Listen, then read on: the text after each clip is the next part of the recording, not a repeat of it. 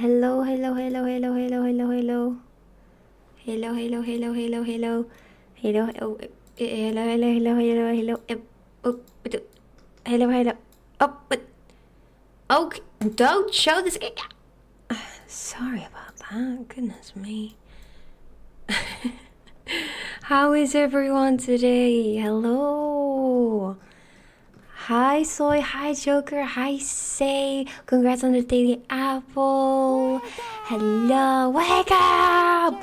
Wake up! We're gonna do a sleepy stream though, so you don't have to wake up. Also hi Puma. Hello. How is everyone today? Wise man as well. Hello. How are you? I will fall asleep. That's fair. Freddy's is good. What is Freddy's? Five Nights at Freddy's? Wait, that doesn't sound right. That doesn't sound right.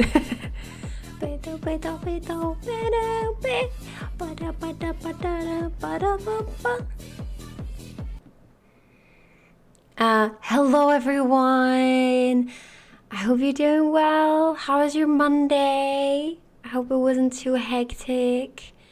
I hope you can't hear that U and Y every time on my microphone. That'd be bad. I got home after work and slept for a half an hour. Oh, I had that last week. I was so tired. I stayed up until 11 a.m. and slept 3 hours. Oh God. Remind me, have you been to a doctor about this before? Don't know if they can help, but it'd be nice. At least I got some decently good food today. That's good. Burger and bean salad. Okay. Salad is good. McDonald's is pretty bad. But sometimes McDonald's can hit, you know? Some moments McDonald's really can hit. Freddy's sells burgers and hot dogs in a cookout style. I can't say I've ever heard of Freddy's. Is this an American thing, maybe? Well, all fast food is American, to be honest. Or most is, anyway. But how are you guys? Your stream name suggests we may be related. I should probably put the book name, actually. That's...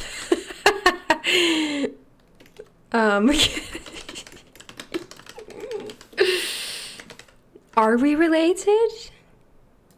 Do you happen to be from Belgium? But hello, Curry? Is that what I call you? Curry? Posted some pictures of the snacks in food channel. Noticed that I missed stream yesterday. Then again, I was spending Halloween at my friend's place, which is so much fun. Oh, dude, tell me what movies you watched. Let me look. All ones very epic pictures. I like. Ooh, that's green. And a cupcake with bloody glass. I like the sausages. That's beautiful. I like that so much.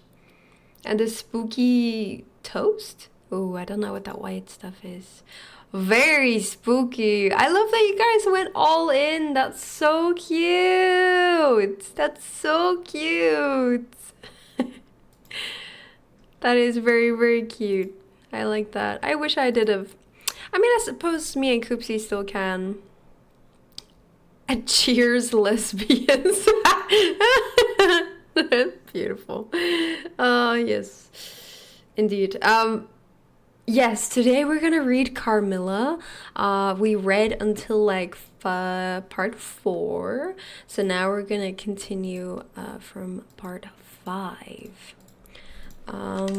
Last thing I remember is that Carmilla was acting a bit crazy, and we didn't like that. But what can you do? You know. There's nothing from McDonald's that you can't get better anywhere else, but it is consistent. That's true. If you're drunk and you just want a burger, like, why not, you know? Why?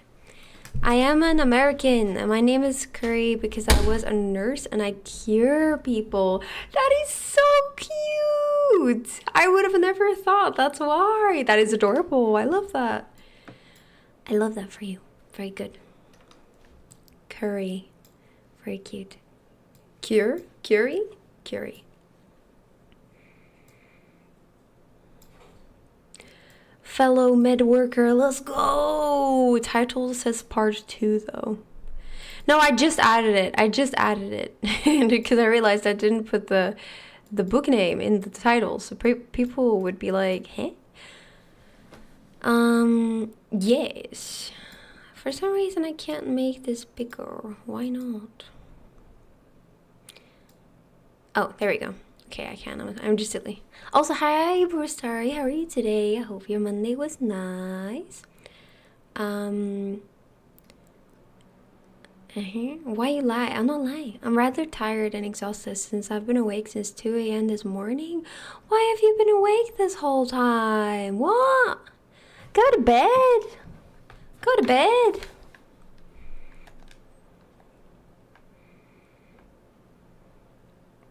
Do you read books on stream? Well, this is my second ever reading stream. So I usually do gaming streams. So this is not my typical stream. But I decided to read a book for Halloween and people liked it, so I was like, you know what? Why don't I do it again? So we're gonna finish this book and then I'll see where we take it from there. Oh, by the way, I gave up on adding books to Skyrim, but I think we might be able to figure it out together if we have time this week. I mean, that depends if I want to do this again, you know, we shall see. Follow-up question, what is dad jail? I love that of course a lot of people ask this, that makes sense. So, dad jail is for people that make dad jokes. They go to jail. Because I just noticed, you know, that a lot of people in the chat make dad jokes, and I was like, I need a place for you guys. Like, this needs to be punishable, you know? Sorry guys, give me a second.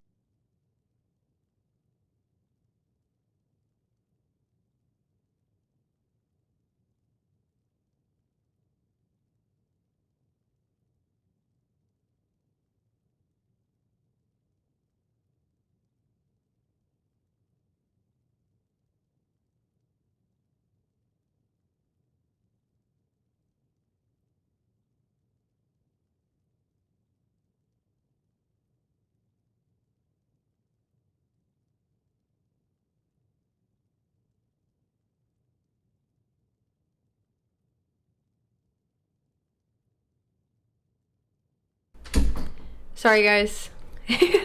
Koopsie came in to tell me he spilled something. And he looked like scared. But it's okay. Wonderful, I had a day off. Why did streamer die? Guys, I didn't die. No, don't fill the poll. Don't do it. I'm not dead. I had a day off. How was your Oh, what did you do for your day off? That's so nice. My Monday was super hectic. So, you know, there's different parts that I can work at my new job. And today I worked at the pizza place. And the pizza place is the absolute busiest. So all I was doing for like hours on end was saying, hello, would you like the pizza deal? Okay, what pizza would you like? And what drink? Any sauce? Okay, is that all? And doing that like 200 times. Yes, for good. Students love pizza. The end. She hates us. Guys, no I don't. Cat. What does that even mean? My main problem is launching the tool to add the books, but you have Windows, so you should be fine. Yeah, should be fine. I'm already in bed and watching your stream. Okay, that's good. So if you fall asleep, it's at least you're in bed. That's good. Good. But why? Why though? Why did you stay up that long? I'm going to head to bed since I work tonight, but I hope you have a great rest of your stream. Okay, Joker, thank you so much. Sorry I didn't see you earlier. I hope you have a good sleep, and thank you for popping in. Yes. Your your title is point 2, but you're reading part 5. The title is part 2 because this is the second part. This is the second stream. Yes. Also, some of the movies we watched included Spiderwick Chronicles, love that. Mostly Ghostly, Riding the Bullet, and Boogeyman. I don't know any of the other ones. We actually didn't manage to watch all the planned movies. Maybe 3 or so were left. Ooh, which ones were you planning on watching as well? And those we decided to leave for another time. Looks like streamer died because she hates us. That is crazy. I do not hate you! Also, thank you for the follow. I appreciate it, Curry. Curie? I keep saying it as a curry, but it's Curie? What did the Scarecrow win an award for? Standing still? I don't know. I'll take a pepperoni pizza with water and ranch. Ship it. We don't do ranch. Sorry. He was outstanding in his field. You want to be in jail, okay. Sure, why not? We haven't used the jail for a while.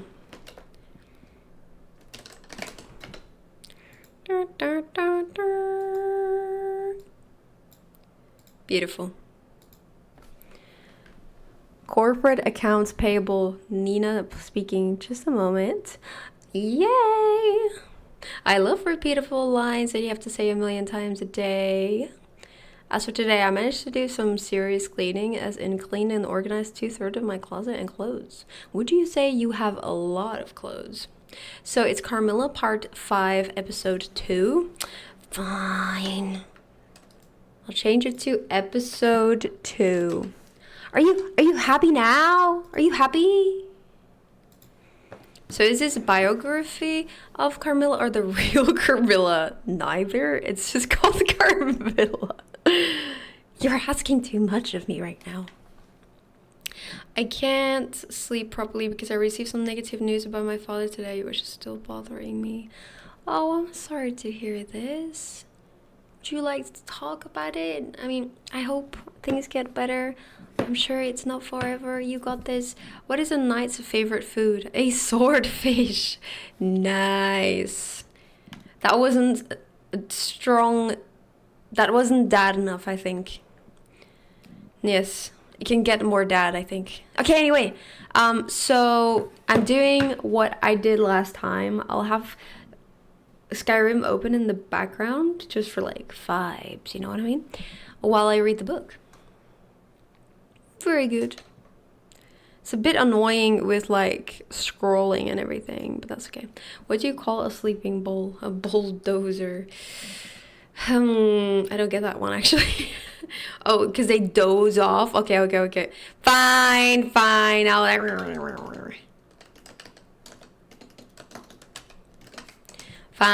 You go in there as well. You go.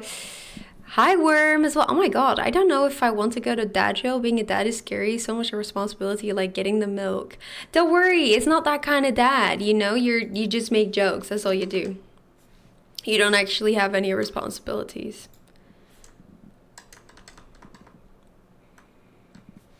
All you need to do is make jokes. That's it. But how are you, Worm? I feel like I haven't seen you in ages. Yes. Ooh, so like an American dad? I don't know. Yes. That's okay, but I don't want to spoil the good atmosphere in your stream. Thanks anyway, Noah. Oh, okay. Well, I hope it gets better. All the... I don't know what type of news it is. I don't know what to say, but... all the best to your dad, if it's that kind of news. You've got this, and I'm sure that things will improve. What kind of shoes does a frog wear? Open-toed shoes? Ah, what do you call an alligator in a vest? An investigator. Ah, guys, you're already in jail. You don't need to make more jokes. Why are you making a second offense? Do you want to be in jail forever? Anyway, let's get to the book. Everyone get nice and cozy, you know, and like get a nice tea. I've got a tea right in front of me because yesterday my voice got a bit dry and everything, so I need to keep my voice oiled up, you know what I mean? Yes. Yes, thank you. That much I can say. It's about. Oh God, I'm so sorry. I'm so sorry to hear this. I hope this book can calm your nerves and distract you. But yes, I wish him all the best. Also not true, Noah. Dads also give lots of advice, most of which end up in the phrase, it builds character. That's true. Dads do give advice. At least the jail doesn't give dad bods. Oh, I don't know. Maybe it does. VTubers aren't real. They can't hurt us. Yes, I can. I could like crawl through the screen right now if I wanted to. Yep. Anyway. Part 5. A wonderful likeness. No, I can't. Yes, I can. I'm having flashbacks of The Ring. Oh my god. Don't even get me started on that movie. When I watched that, I couldn't sleep the whole week, and at the end of the week, I thought that someone was gonna call me.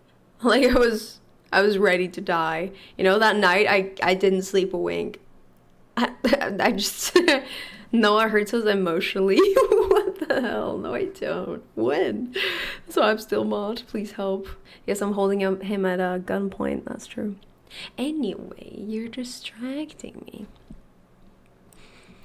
This evening there arrived from Gratz the grave, dark-faced son of the picture cleaner, with a horse and cart laden with 2 large packing cases, having many pictures in each.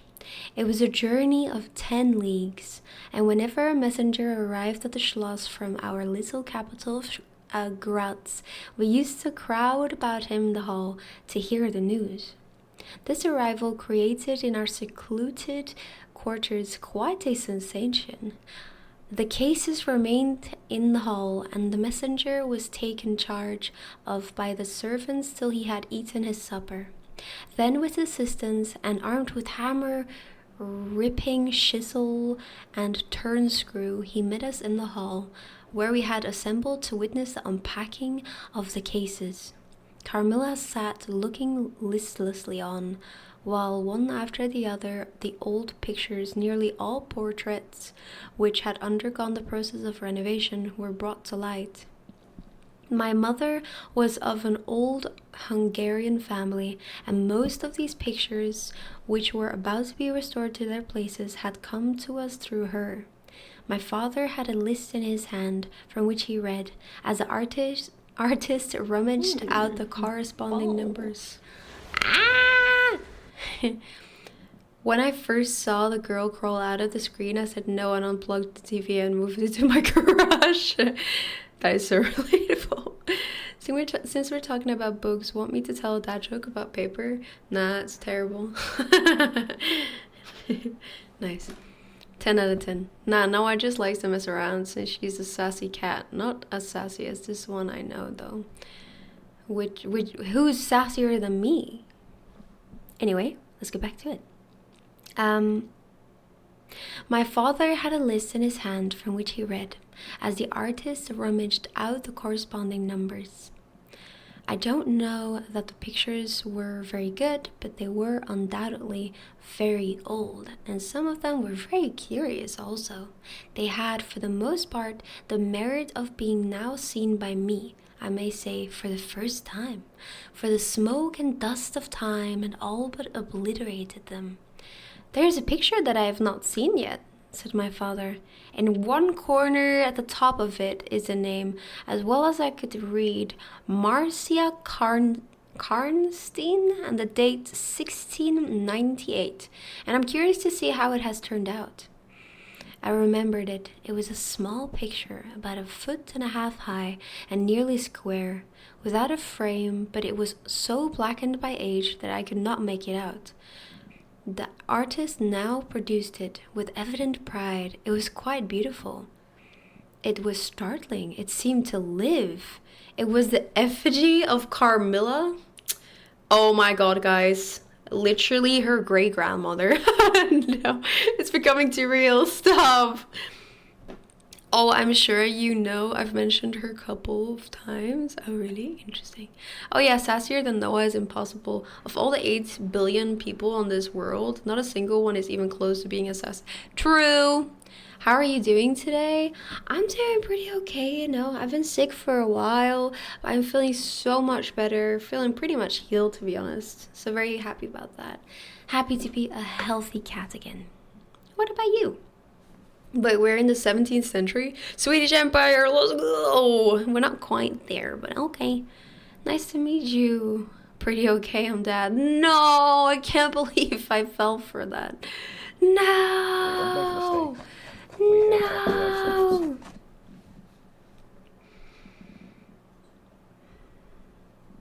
That does deserve that, Jill.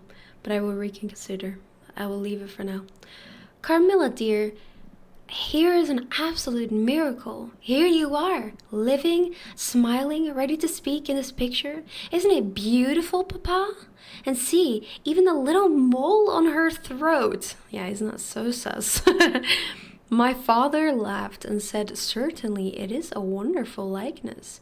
But he looked away and to my surprise seemed but little struck by it and went on talking to the picture cleaner, who was also something of an artist, and discoursed with intelligence about the portraits or other works which his art had just brought into light and color, while I was more and more lost in wonder the more I looked at the picture. Will you let me hang this picture in my room, Papa? I asked. Certainly, dear, said he, smiling. Sorry if you heard Koopsie burp just now. I hope not. Sorry. These walls are so thin. Certainly, dear, said he, smiling. I'm very glad you think it so like. It must be prettier even than I thought it, if it is. That's a weird sentence.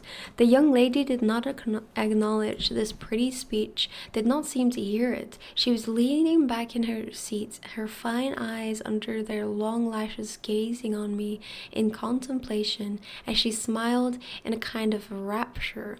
And now you can read quite plainly the name that is written in the corner. It is not Marcia.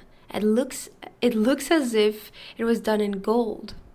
The name is Mirsala, Countess Karnstein, and this is a little coronet over and underneath A.D. Clip we heard? You did hear? Oh, no. No. 17th century is 1600, 1699. Also, is that a Ouija board? Can we play with the Ouija board? Let's summon demons? No, no, no. We cannot play with it. Sadly, it's not an option. It's just there for decoration, guys. Come on now. Yes. 1698. I am descended from the Karnsteins. That is, Mama was. Ah, said the lady languidly, so am I. I think a very long descent, very ancient. Are there any Karnsteins living now? None who bear the name, I believe. The family were ruined, I believe, in some civil wars long ago, but the ruins of the castle are only about 3 miles away. Interesting. How interesting, she said languidly, but see what beautiful moonlight. She glanced through the hall door, which stood a little open. Suppose you take a little ramble round the court and look down at the road and river. It is so like the night you came to us, I said. She sighed, smiling. She rose, and each with her arm about the other's waist, we walked out upon the pavement. In silence, slowly we walked down to the drawbridge, where the beautiful landscape opened before us. And so you were thinking of the night I came here? She almost whispered. Are you glad I came? Delighted, dear Carmilla, I answered. Happy birthday.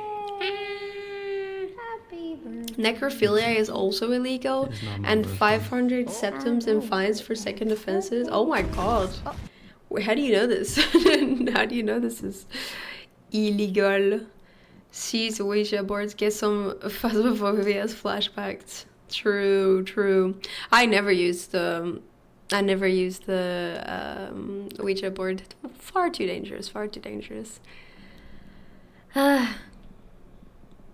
And you asked for the picture you think like me, to hang in your room, she murmured with a sigh, as she drew her arm closer about my waist and let her pretty head sink upon my shoulder. How romantic you are, Carmilla, I said. Whenever you tell me your story, it will be made up chiefly of some one great romance. She kissed me silently. I am sure, Carmilla, you have been in love, that there is at this moment an affair of the heart going on. I have been in love with no one, and never shall, she whispered, unless it should be with you. She wants it so bad! Sorry. How beautiful she looked in the moonlight. Shy and strange was the look with which she quickly hid her face in my neck, and hair with tumultuous sighs that seemed almost to sob, and pressed in mine a hand that trembled. Ooh. Her soft cheek was glowing against mine. Darling, darling, she murmured, I live in you, and you would die for me. I love you so. I started from her. She was gazing on me with eyes from which all fire, all meaning had flown, and a face colorless and apathetic. Is there a chill in the air, dear? She said drowsily. I almost shiver. Have I been dreaming? Let us come in. Come in. You look ill, Carmilla, a little faint. You certainly must take some wine, I said. Yes, I will. I'm better now. I shall be quite well in a few minutes. Yes, do give a little wine, answered Carmilla, as we approached the door. Let us look again for a moment. It is the last time, perhaps, I shall see the moonlight with you. Wait, why?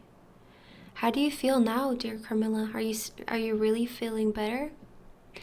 I asked. I was beginning to take alarm lest she should have been stricken with the strange epidemic that they said had invaded the country about us. Papa would be grieved beyond measure, I added, if he thought you were ever so little ill, without immediately letting us know. We have a very skillful doctor near us, the physician who was with Papa today.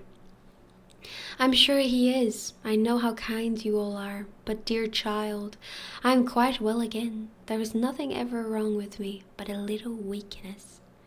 Hi, Mike. How are you today? Hello. Me and my brother saw a face in the door frame when we were young. I'll pass on using it. That is terrifying. Don't tell me about your ghost stories. I will believe every single one of them. Don't do it. She put me in dad jail not knowing I'm level 100 lockpick. Well, there's actually no door in the dad jail. Sorry. Are they gonna hold hands? They already kissed. Of course they'll hold hands. And yet you haven't gotten out of dad jail yet. True.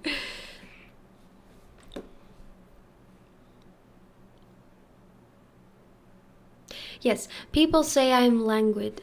I am capable of exertion. I can scarcely walk as far as a child of 3 years old, and every now and then the little strength I have falters, and I become as you have just seen me. But after all, I am very easily set up again. In a moment I am perfectly myself. See how I have recovered.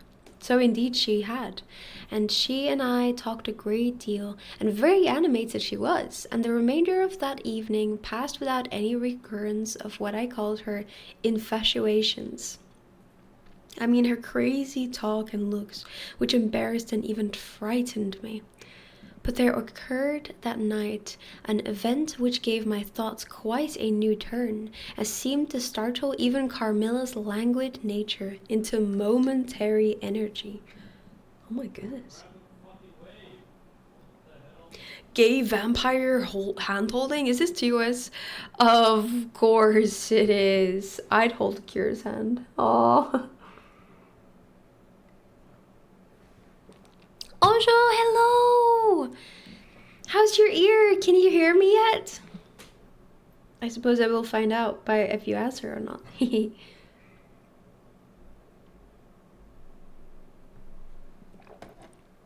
Sorry, you keep hearing him, don't you?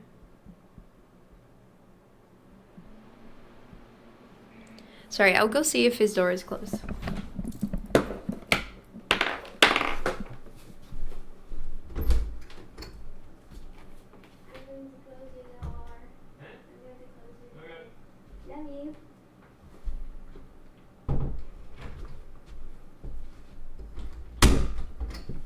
Okay, his door was not closed and now it is closed. Long story short, the house I currently live in has burned down 3 times and has been rebuilt. Apparently the foundation is from like the early 1800s. Upon excavation, some of the basement in 2004, after its last fire, we uncovered an old well that has been Ew! Move out right now. What's a skeleton's favorite type of road? A dead end. Nice. I can hear a little bit, but when I do, it hurts because of the healing and because it feels ouchy. Oh, feel better soon. That's a horror story setting. I so agree. That is terrifying. Yes, I very much believe in these kind of things, so it's not good for me to hear about it. Okay, let us continue. When we got into the drawing room and had sat down to our coffee and chocolate, although Carmilla did not take any, she seemed quite herself again. Hi Tom, how are you today? And Madame and Mademoiselle de la Fontaine joined us and made a little card party, in the course of which Papa came in for what he called his dish of tea. When the game was over, he sat down beside Carmilla on the sofa and asked her a little anxiously whether she had heard from her mother since her arrival. She answered no. He then asked whether she knew where a letter would reach her at present. I cannot tell, she answered ambiguously, but I have been thinking of leaving you. You have been already too hospitable and too kind to me.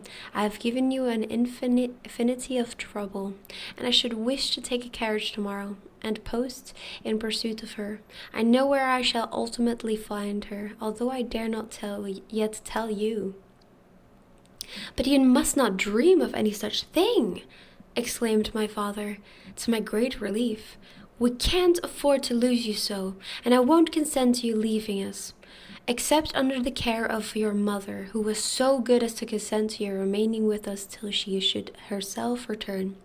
I should be quite happy if I knew that you heard from her, but this evening the accounts of the progress of the mysterious disease that has invaded our neighborhood grow even more alarming. And my beautiful guest, I do feel the responsibility, unaided by advice from your mother, very much. But I shall do my best, and one thing is certain, that you must not think of leaving us without her distinct direction to that effect. We should suffer too much in parting from you to consent to it easily. Yes.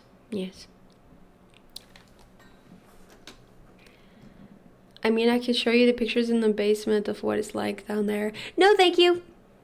No, thank you. Don't curse my server, please. I believe due to personal experiences. I don't even have personal experiences, thank God. But I still believe. I don't need them. Goodness me. There's like too many people that have experiences for it not to be real. You know what I mean? I won't ask about your day for now since you're reading, I think. So I will just lurk for support. Thank you for lurking.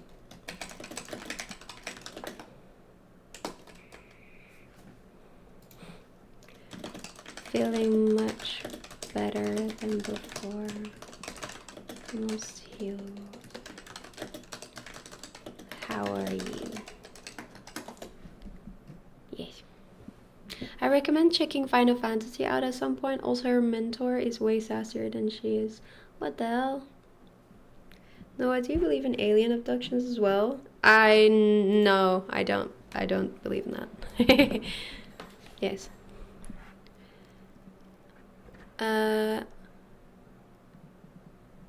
Thank you, sir, 1,000 times for your hospitality, she answered, smiling bashfully. You have all been too kind to me. I have seldom been so happy in all my life before. As in your beautiful chateau, under your care, and in the society of your dear daughter. So he gallantly, in his old-fashioned way, kissed her hand, smiling and pleased at her little speech. I accompanied Carmilla as usual to her room and sat and chatted with her while she was preparing for bed. Do you think, I said at length, that you will ever confide fully in me? She turned around smiling, but made no answer, only continued to smile on me. You won't answer that, I said. You can't answer presently. I ought not to have asked you. You were quite right to ask me that, or anything. You do not know how dear you are to me, or you could not think any confidence too great to look for.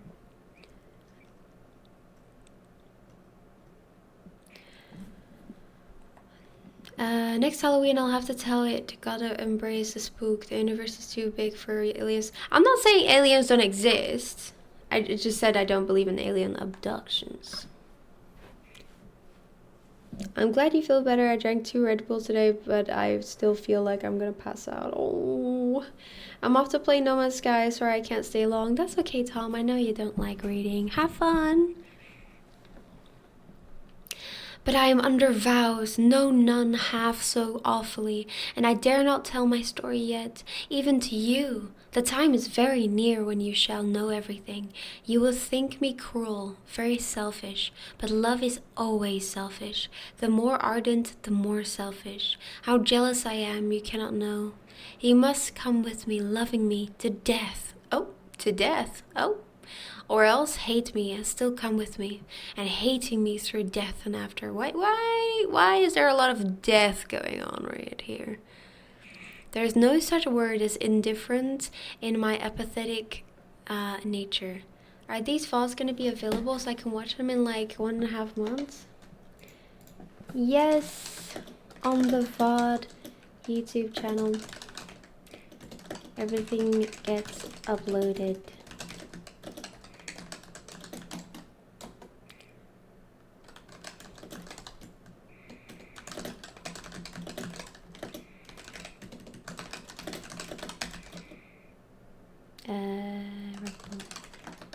I love story reading and I like it for going to sleep. Well, then this is good. Although I do sometimes pause, obviously, to read chat. Yes. Anyway, there's a lot of death going on. I'm very sus. Or else hate me and still come with me, and hating me through death and after. There is no such word as indifference in my apathetic nature. Now, Carmilla, you are going to talk to your wild nonsense again, I said hastily. Not I, silly little fool as I am, and full of whims and fancies for your sake. I'll talk like a sage. Were you ever at a ball? No. How do you run on? What is it like? How charming it must be. I almost forgot. It is years ago. I laughed.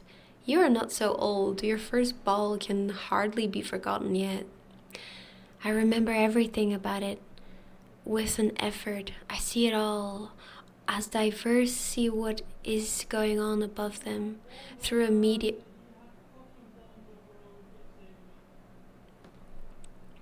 Goodness. Sorry if you hear Goopsy. I think he's playing the League of Legends, so I don't think he's having a good time. So you will hear, oh my god, he had the blah blah blah. Oh my god, my teammates are shit. Probably stuff like that. You know what I mean? But yes. I see it all as diverse see what is going on above them, through a medium, dense, rippling, but transparent. There occurred that night what has confused the picture and made its colors faint. I was all but assassinated in my bed, wounded here. She touched her breast, oh my god, and never was the same since. Were you near dying? Yes, very. A cruel love, strange love, that would have taken my life. Love will have its sacrifices, no sacrifice without blood. Let us go to sleep now. I feel so lazy. How can I get up just now and lock my door? She was lying with her tiny hands buried in her rich wavy hair under her cheek, her little head upon the pillow, and her glittering eyes followed me wherever I moved with a kind of shy smile that I could not decipher. I bid her good night and crept from the room with an uncomfortable sensation. I often wondered whether our pretty guest ever said her prayers. Does she pray to God? Probably not, because she actually worships Satan. Oh my God. I certainly had never seen her upon her knees. How dare she? In the morning she never came down until long after our family prayers were over, probably because she would be like, it burns, you know? And at night she never left the drawing room to attend our brief evening prayers in the hall. Hi Sohan, how are you today? If it had not been that it had casually come out in one of our careless talks that she had been baptized, I should have doubted her being a Christian. Religion was a subject on which I had never heard her speak a word. If I had known the world better, this particular neglect or antipathy would not have been so much surprised me. Would not have so much surprised me. Goodness, I don't think his game is going very well. But doesn't Patreon cost like 10 a month? I currently don't really make a lot of money, to be honest. Well, I don't really post very much, so that's why I don't recommend my Patreon, because I just don't really have many people that listen to it except Soy. But if you want to subscribe, I would love to post more books. I would love to do more streams where I read, to be honest, if there's one, like I said. This is a trial. Yes.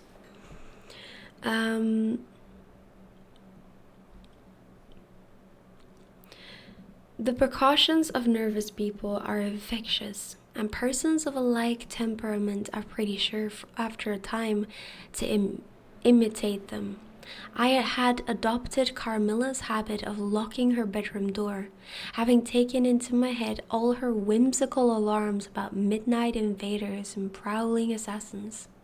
I had also adopted her precaution of making a brief search through her room, to satisfy herself that no lurking assassin or robber was ensconced. These wise measures taken, I got into my bed and fell asleep. A light was burning in my room. This was an old habit of very early date, and which nothing could have tempted me to dispense with. Thus fortified, I might take my rest in peace. But dreams come through stone walls, light up dark rooms, or darken light ones, and their persons make their exits and their entrances as they speak. As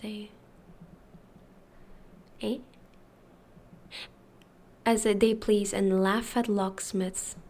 I had a dream that night that was the beginning of a very strange agony. I cannot call it a nightmare, for I was quite conscious of being asleep. But I was equally conscious of being in my room and lying in bed, precisely as I actually was. I fancied I saw the room and its furniture just as it had been last, except that it was very dark, and I saw something moving around the foot of the bed, which at first I could not accurately distinguish, but I soon saw that it was a sooty black animal that resembled a monstrous cat. It appeared to me about 4 or 5 foot long, for it measured fully the length of a hearth rug as it passed over it, and it continued toing and froing with the lithe, sinister restlessness of a beast in a cage. I could not cry out, although, as you may suppose, I was terrified. Its pace was growing faster, and the room rapidly darker and darker, and at length so dark that I could no longer see anything of it but its eyes. I felt it spring slightly on the bed. The two broad eyes approached my face, and suddenly I felt a stinging pain, as if two large needles darted an inch or two apart, deep into my breast. Ah! I woke with a scream. The room was lighted by the candle that burned there all through the night, and I saw a female figure standing at the foot of the bed, a little at the right side. It was in a dark, loose dress, and its hair was down and covered its shoulders. A block of stone could not have been more still. There was not the slightest stir of respiration. As I stared at it, the figure appeared to have changed its place. I was now near the door. Then, close to it, the door opened, and it passed out. That's terrifying. I was now relieved and able to breathe and move. My first thought was that Carmilla had been playing me a trick, and that I had forgotten to secure my door. I hastened to it and found it locked as usual on the inside. What the fuck? I was afraid to open it. I was horrified. I sprang into my bed and covered my head up in the bedclothes and lay there more dead than alive till morning.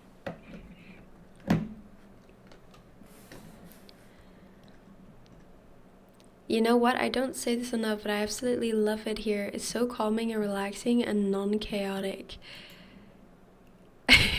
I feel like I am chaotic though.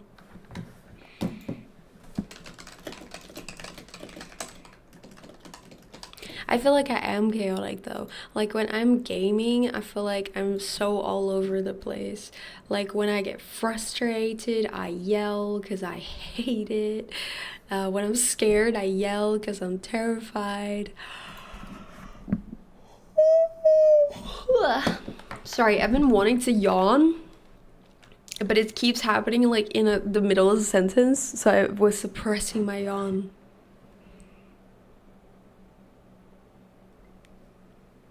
But yeah, I feel like my streams can be relaxing though, and I can be like low energy and everything.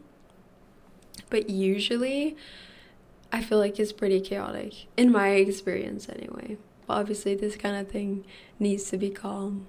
So I guess this can be the calm before the storm. Yes, yes, yes.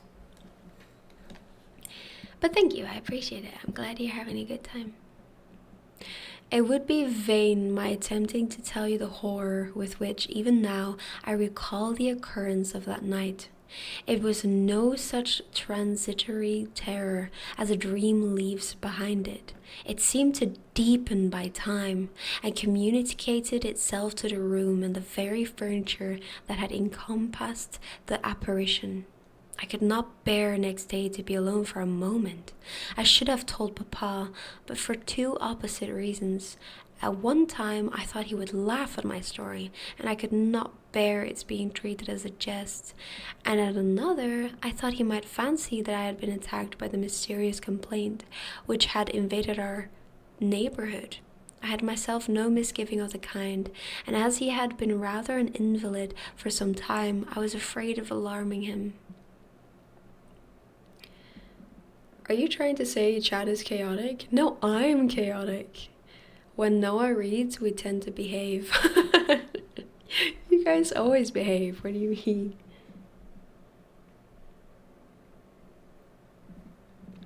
No, like, I'm chaotic. I often yell and stuff, so... I mean, actually, I wouldn't say often. It just tends to happen at least maybe once a stream. Who is currently Chad president? I suppose Soy. A poll, of course. I made a poll. Let's decide.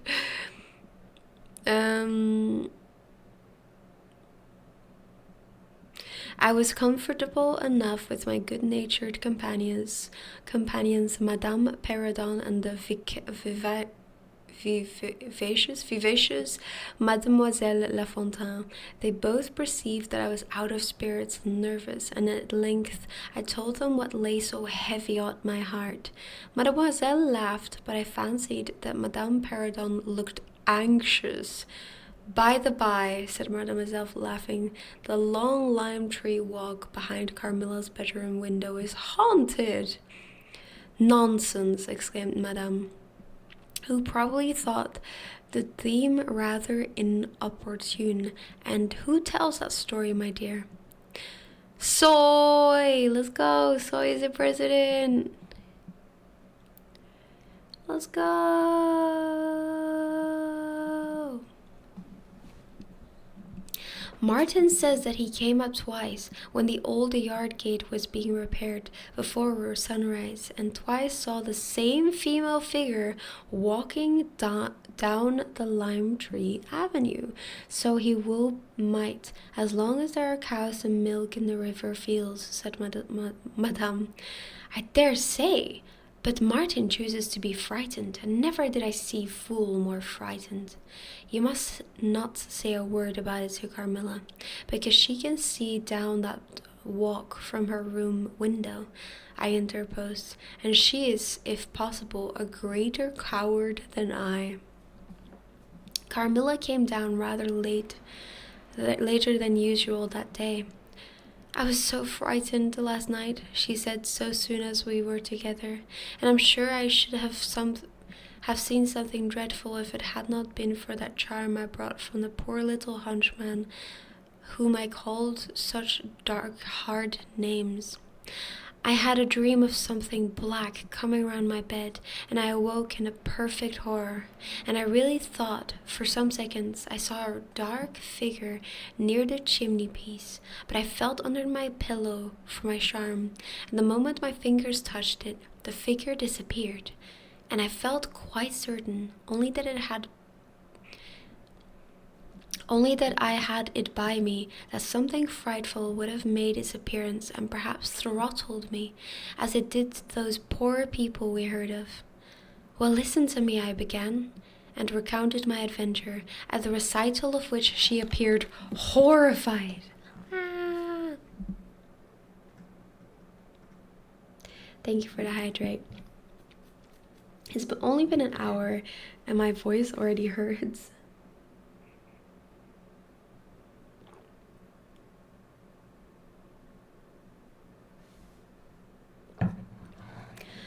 Ooh.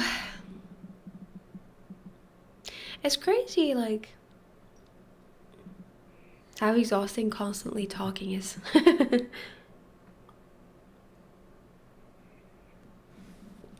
Like, I mean, it's probably because my voice is still not, super great. Soy numero uno is a Duns, but soy numero dos is a Chad. I feel cheated that the Chad soy didn't win.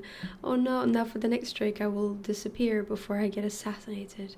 No! I mean, you were very sick not long ago as well. True. Try Gollum juice. It's ginger, lemon, and actually I have been drinking that. I've been drinking no. I've been drinking a mix of garlic, ginger, lemon. Garlic, ginger, lemon, and water, I think. Yeah, I think that's it. And honey? Did I say honey? Yeah, like a mix of that, and it's like the bits are not very nice, but it's supposed to be really good for you. So that's what I've been doing. Yes. Chat will now become recession. We shall be called a unified chat of Noah. Let's go! Very nice. I'm glad you're unifying under my banner. Welcome, people. What is all this posting? Oh, welcome to the Discord. Hello. Welcome.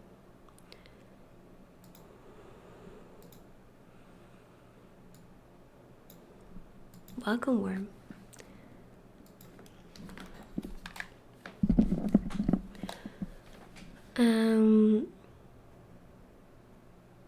And had you the charm near you? She asked earnestly.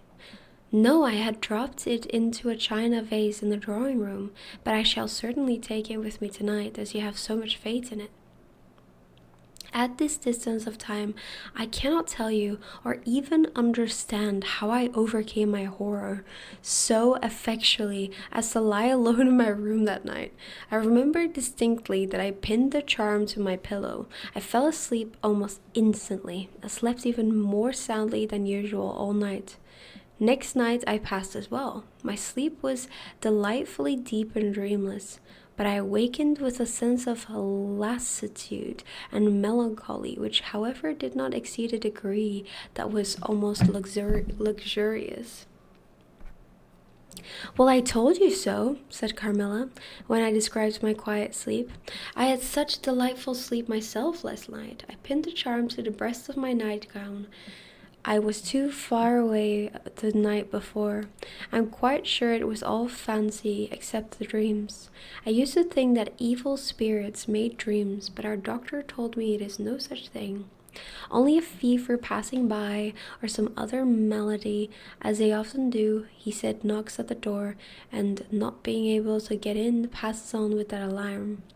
And what do you think the charm is? Said I. It has been fumigated or immersed in some drugs and is an antidote against the malaria, she answered. Okay. Then it acts only on the body? Certainly. You don't suppose that evil spirits are frightened by bits of ribbon or the perfumes of a druggist's shop? No.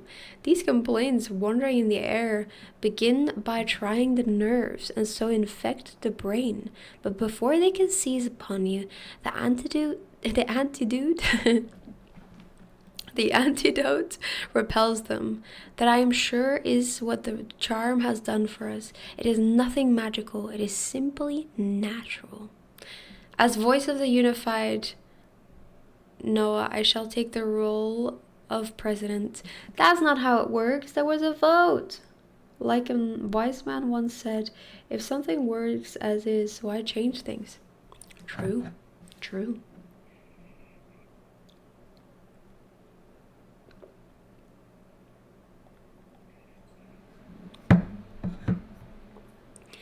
Oh, vote was rigged. Interesting. Hope everyone is having a good night, by the way.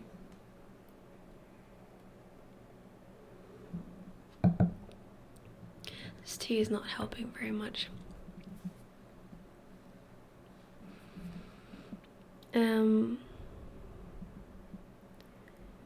Right. I should have been happier if I could have quite agreed with Carmilla, but I did my best, and the impression was a little losing its force. For some nights I slept profoundly, but still every morning I felt the same lassitude, and a languor waited upon me all day. I felt myself a changed girl. A changed melancholy was stealing over me, a melancholy that I would not have interrupted. Dim thoughts of death began to open, and an idea that I was slowly sinking took gentle and somehow not unwelcome possession of me. If it was sad, the tone of mind which this induced was also sweet. Whatever it might be, my soul acquiesced in it. I would not admit that I was ill. I would not admit that I was ill. I would not consent to tell my papa or to have the doctor sent for. Carmilla became more devoted to me than ever, and her strange paroxysms of languid adoration more frequent. She used to gloat on me with increasing ardor the more my strength and spirit waned. This always shocked me like a momentary glare of insanity. Without knowing it, I was now in a pretty advanced stage of this strangest illness under which mortal ever suffered. There was an unaccountable fascination in its early symptoms that more than reconciled me to the incapacitating effect of that stage of malady. This fascination increased for a time until it reached a certain point, when gradually a sense of the horrible mingled itself with it, deepening as you shall hear, until it discolored and perverted the whole state of my life. Have a nice lurk.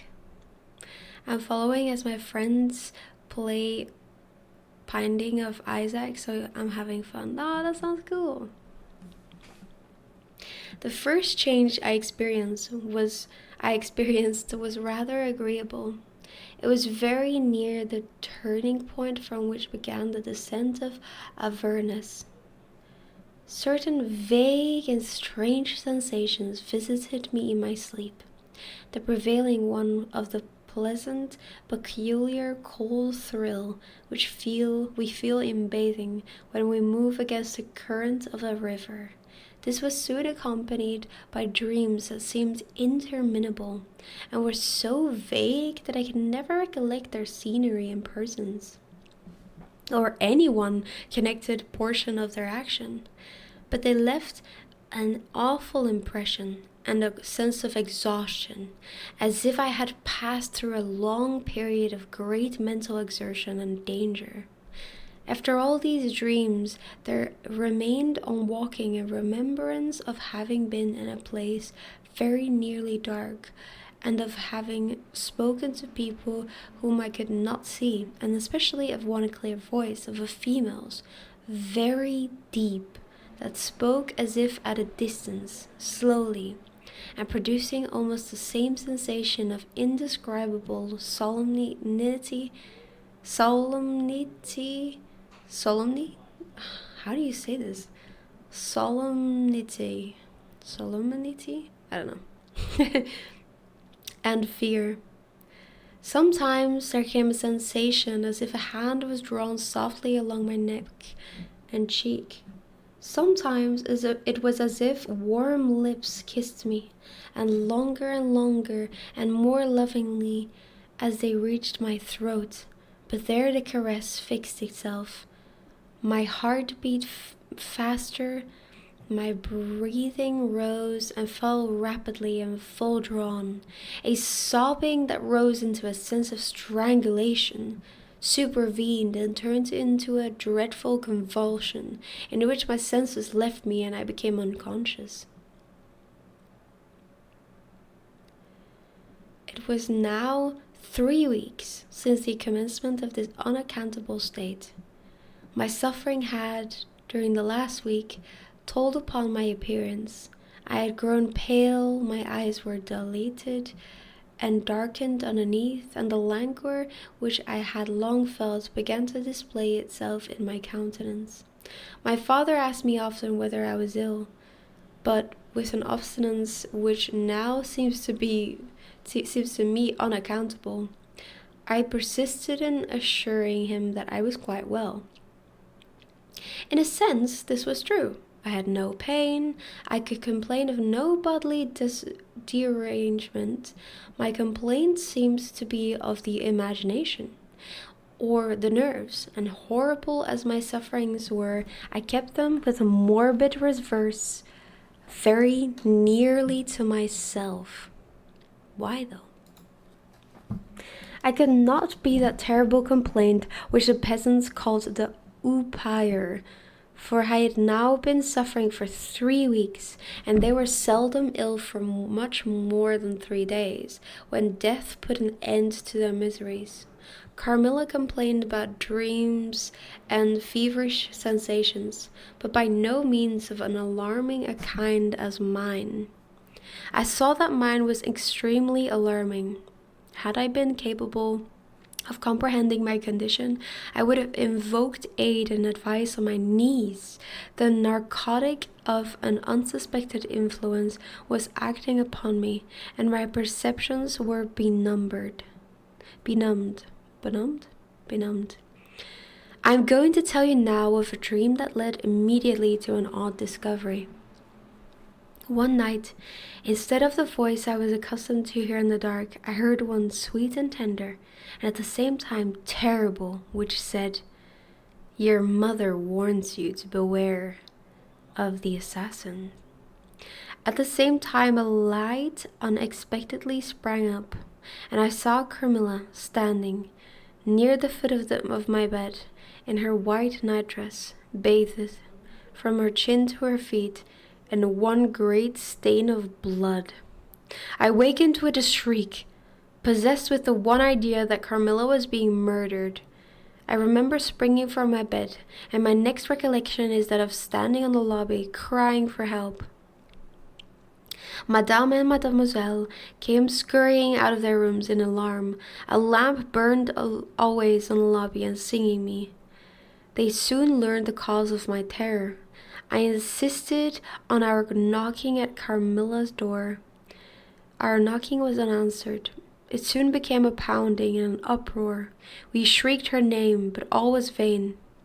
We all grew frightened, for the door was locked. We hurried back in panic to my room. There we rang the bell long and furiously. If my father's room had been at that side of the house, we would have called him up at once to our aid. But alas, he was quite out of hearing, and to reach him involved an incursion for which none of us had courage. Servants, however, soon came running up the stairs. I had got on my dressing gown and slippers meanwhile, and my companions were already similarly furnished. Recognizing the voices of the servants on the lobby, we sallied out together, and having renewed as fruitlessly our summons at Carmilla's door, I ordered the men to force the lock. They did so, and we stood, holding our lights lit, in the doorway, and so stared into the room. We called her by her name, but there was still no reply. We looked round the room. Everything was undisturbed. It was exactly in the state in which I had left it on bidding her good night, but Carmilla was gone.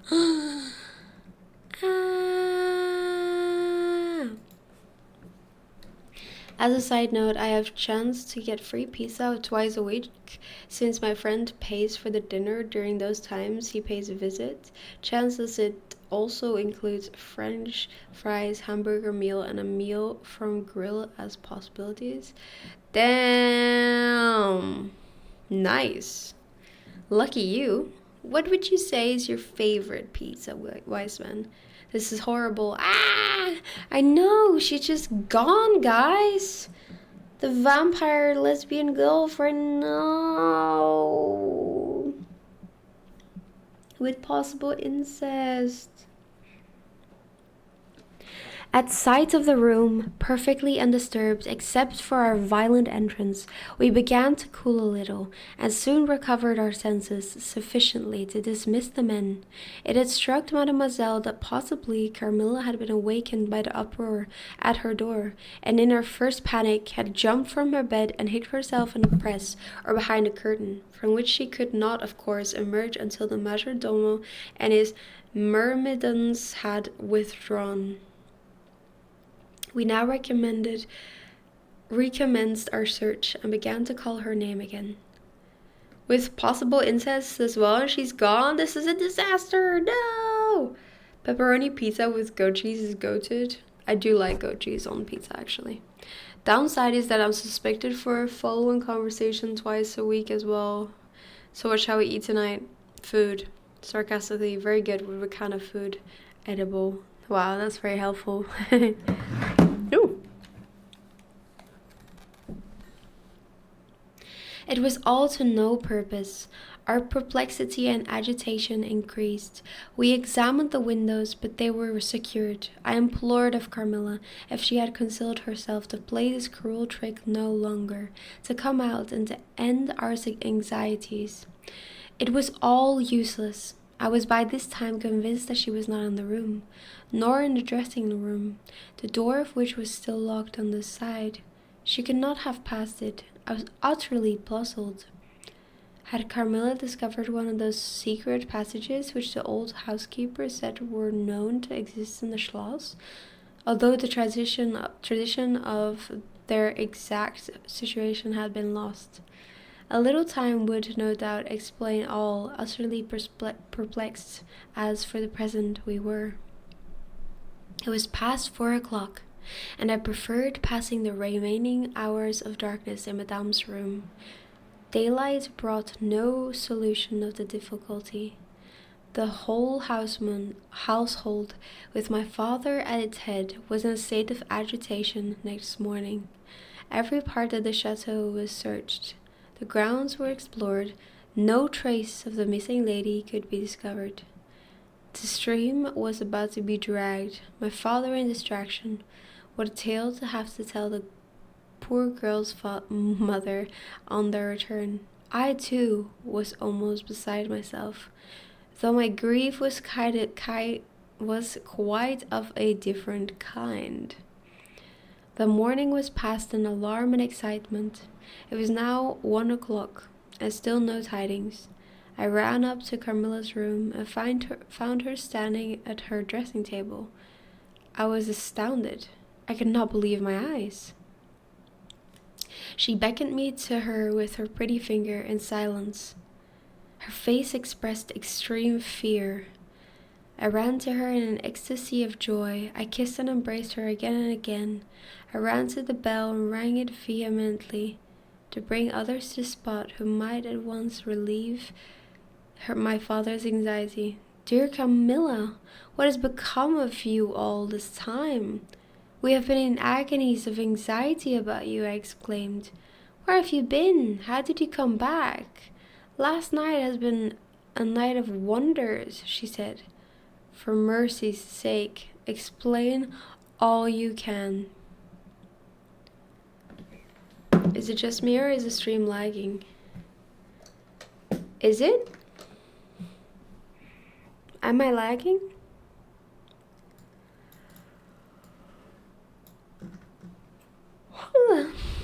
Is anyone else lagging? I'm making myself sleepy.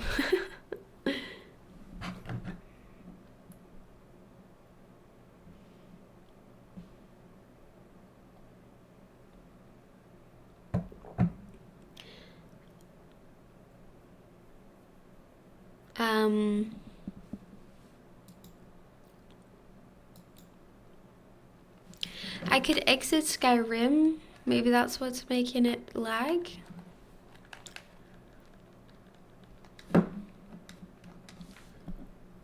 Is that better? Am I still lagging?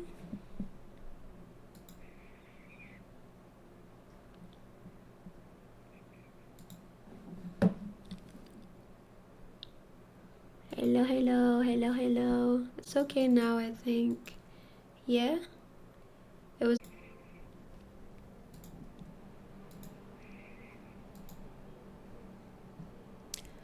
I don't think I have that icon. I don't have that icon. Yeah. Oh, wait, I do! Oh! No, I found it. I found it. I found it. Yeah.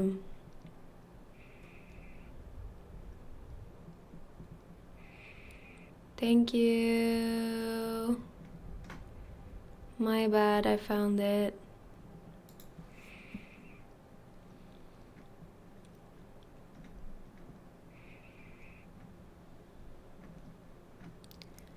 Oh shit, I went a bit too far.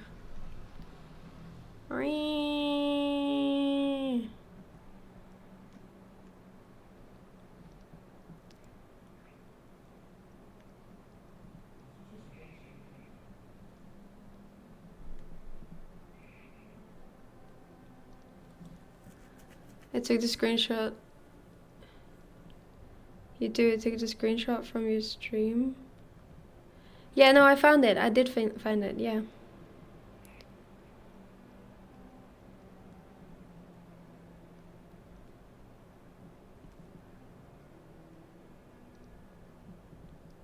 You might need to refresh, so I think you're a bit behind. He is, yes.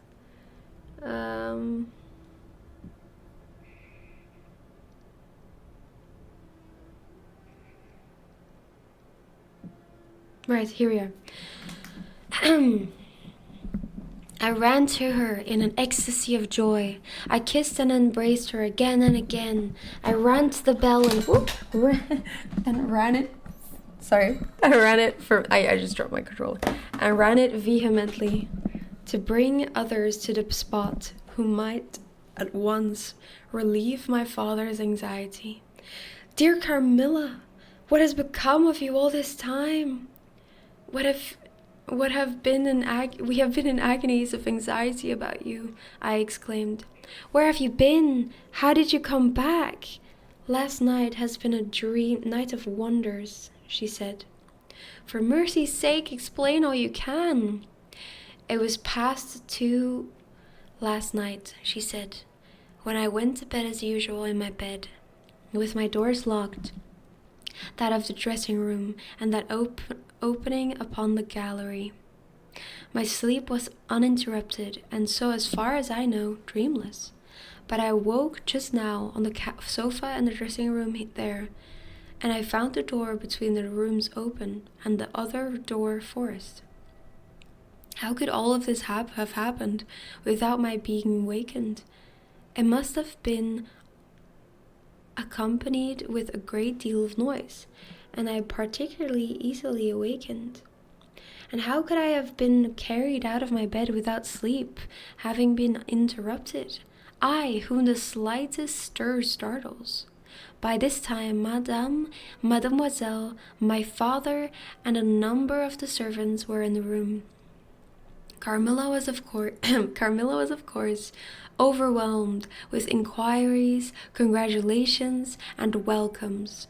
She had but one story to tell, and seemed the least able of all the parties to suggest any way of accounting for what had happened. My father took a turn up and down the room, thinking. I saw Carmilla's eye follow him for a moment with a sly, dark glance. When my father had sent the servants away, mademoiselle, having gone in search of a little bottle of valerian and sal volatile, and there being no one now in the room with Carmilla except my father, madame, and myself, he came to her thoughtfully, took her hand very kindly, led her to the sofa, and sat down beside her. Will you forgive me, my dear, if I risk a conjecture and ask a question? Who can have a better right? She said. Ask what you please, and I will tell you everything. But my story is a simple one of bewilderment and darkness. I know absolutely nothing. Put any question you please, but you know, of course, the limitations Mamma has placed me under. Perfectly, my dear child. I need not approach the topics on which she desires our silence. Now the marvel of last night consists in your having been removed from your bed and your room, without being wakened, and this removal having occurred apparently while the windows were still secured, and the 2 doors locked upon the inside. I will tell you my theory and ask you a question. Carmilla was leaning on her hand dejectedly. Madame and I were listening breathlessly. Now my question is this. Have you ever been suspected of walking in your sleep? Never. Since I was very young indeed. But you did walk in your sleep when you were young? Yes, I know I did. I've been told so often by my old nurse. My father smiled and nodded. Well, what has happened is this. You got up in your sleep, unlocked the door, not leaving the key as usual in the lock, but taking it out and locking it on the outside. You again took the key out and carried it away with you to some of the 25 rooms on this floor, or perhaps upstairs or downstairs. There are so many rooms and closets, so much heavy furniture, and such accumulations of lumber that it would require a week to search this old house thoroughly. Do you see now what I mean? I do, but not all, she answered. And how, Papa, do you account for her finding herself on the sofa in the dressing room when we had searched so carefully? She came there after you had searched it, still in her sleep, and at last awoke spontaneously, and was as much surprised to find herself where she was as anyone else. I wish all mysteries were as easily and innocently explained as yours, Carmilla, he said, laughing. And so we may congratulate ourselves on the certainty that the most natural explanation of the occurrence is one that involves no drugging, no tampering with locks, no burglars or poisoners or witches, nothing that need alarm Carmilla or anyone else for our safety. Carmilla was looking charmingly. Nothing could be more beautiful than her tints. Her beauty was, I think, enhanced by the graceful linger that was peculiar to her. I think my father was silently contrasting her looks with mine, for he said, "I wish my poor Laura was looking more like herself," and he sighed. So our alarms were happily ended, and Carmilla restored to her friends. Yippee!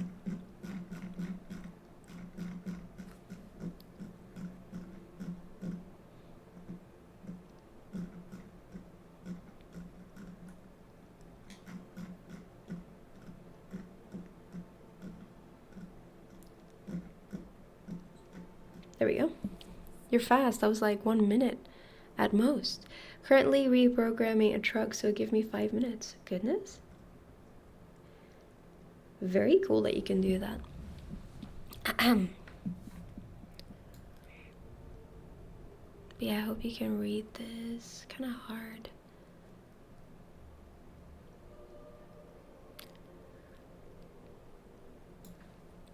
As Carmilla would not hear of an attendant sleeping in her room, my father arranged that a servant should sleep outside her door, so that she would not attempt to make another such excursion without being arrested at her own door. That night passed quietly, and next morning early, the doctor whom my father had sent for without telling me a word about it arrived to see me. Madame accompanied me to the library, and there the grave little doctor with white hair and spectacles, whom I mentioned before, was waiting to receive me. I told him my story, and I perceived he grew graver and graver. We were standing, he and I, in the recess of one of the windows, facing one another.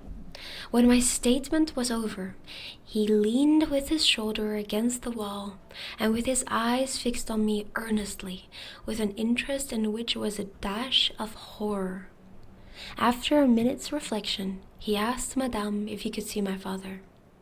He was sent for accordingly, and as he entered, smiling, he said, "I dare say, doctor, you're going to tell me that I am an old fool for having brought you here. I hope I am."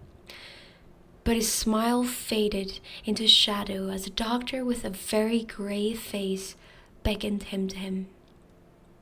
He and the doctor talked for some time in that same recess where I had just conferred with the physician. It seemed an earnest and argumentative conversation. The room is very large, and I and Madame stood together, burning with curiosity. At the farther end, not a word could be heard, however, for they spoke in a very low tone, and the deep recess of the window quite concealed the doctor from view. And very nearly my father, whose foot, arm, and shoulder only could be seen, and the voices were, I suppose, all the less audible for the sort of closet which the thick wall and window formed. After a time, my father's face looked into the room. It was pale, thoughtful, and I fancied agitated. "Laura, dear, come here for a moment. Madame, we shan't trouble you. The doctor says at present. Have you thought about doing voice acting before, Noah?" I've thought about it before, yes. But I've not actually, applied or anything before. I've not put myself out there to be a voice actress. But I thought about it before, that it might be a cool job.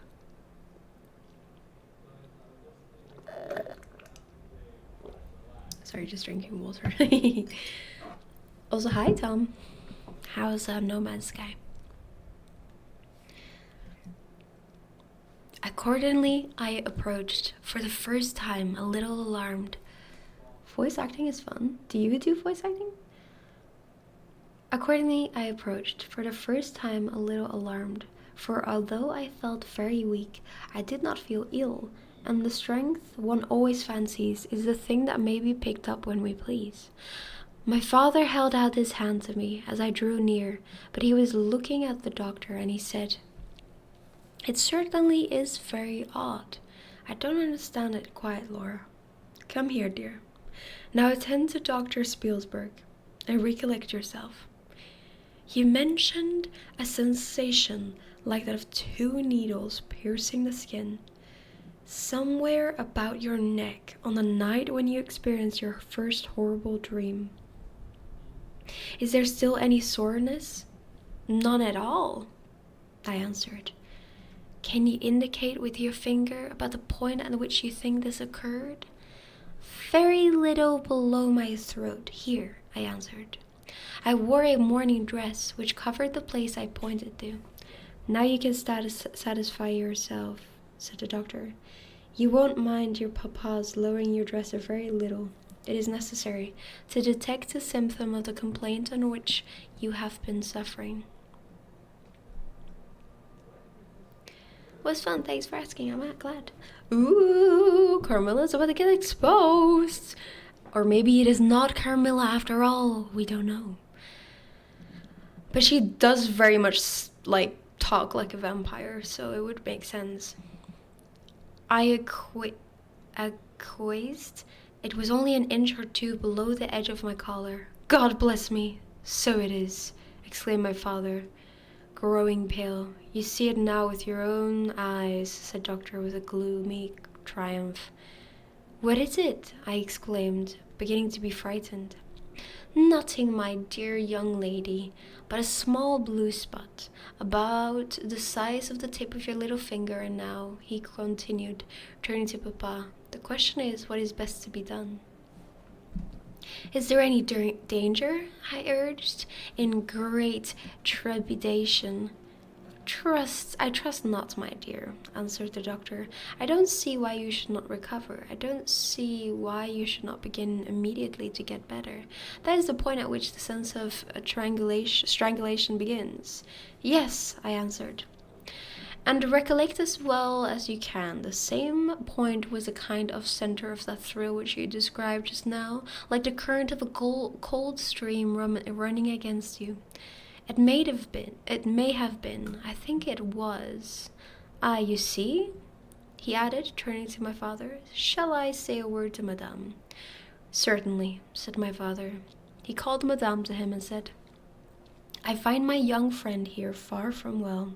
It won't be of any great consequence, I hope, but it will be necessary that some steps be taken, which I will explain by and by. But in the meantime, Madame, you will be so good as to not let Miss Laura be alone for one moment. That is the only direction I need to give for the present. It is indispensable." "We may rely upon your kindness, Madame, I know," added my father. Madame satisfied him eagerly. "And you, dear Laura, I know you will observe the doctor's direction." Ooh, dang, this is getting intriguing. I know. "I shall have to ask your opinion upon another patient, whose symptoms slightly resemble those of my daughter, that have just been detailed to you, very much milder in degree, but I believe quite of the same sort. She is a young lady, our guest, but as you say you will be passing this way again this evening, you can do better than take your supper here, and you can then see her. She does not come till the afternoon." "I thank you," said the doctor. "I shall be with you then at about 7 this evening." And then they repeated their directions to me and to Madame, and with this parting charge my father left us and walked out with the doctor, and I saw them pacing together up and down between the road and the moat, on the grassy platform in front of the castle, evidently absorbed in earnest conversation. The doctor did not return. I saw him mount his horse there, take his leave, and ride away eastward through the forest. Nearly at the same time I saw the man arrive from Dranfield with the letters, and dismount and hand the bag to my father. In the meantime, Madame and I were both busy, lost in conjecture as to the reasons of the singular and earnest direction which the doctor and my father had concurred in imposing. Madame, as he afterwards told me, was afraid the doctor apprehended a sudden seizure, and that without prompt assistance I might either lose my life in a fit or at least be seriously hurt. I don't voice act anymore. I see no future in the fields of entertainment for me. This is why I sought out other opinions. Interesting. So you tried it out, but it wasn't for you, I suppose. That's fair. I feel like voice acting can often be very unstable. Like you need a gig going on, you know what I mean? So I get that you don't see a future in it. I feel like that's fair.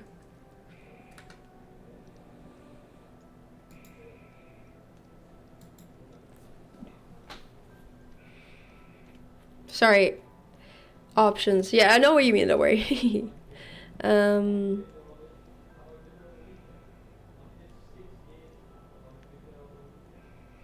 The interpretation did not strike me, and I fancied, perhaps luckily for my nerves, that the arrangement was prescribed simply to secure a companion, who would prevent my taking too much exercise, or eating an unripe fruit, or doing any of the 50 foolish things to which young people are supposed to be prone. Okay, eating unripe fruits, cool.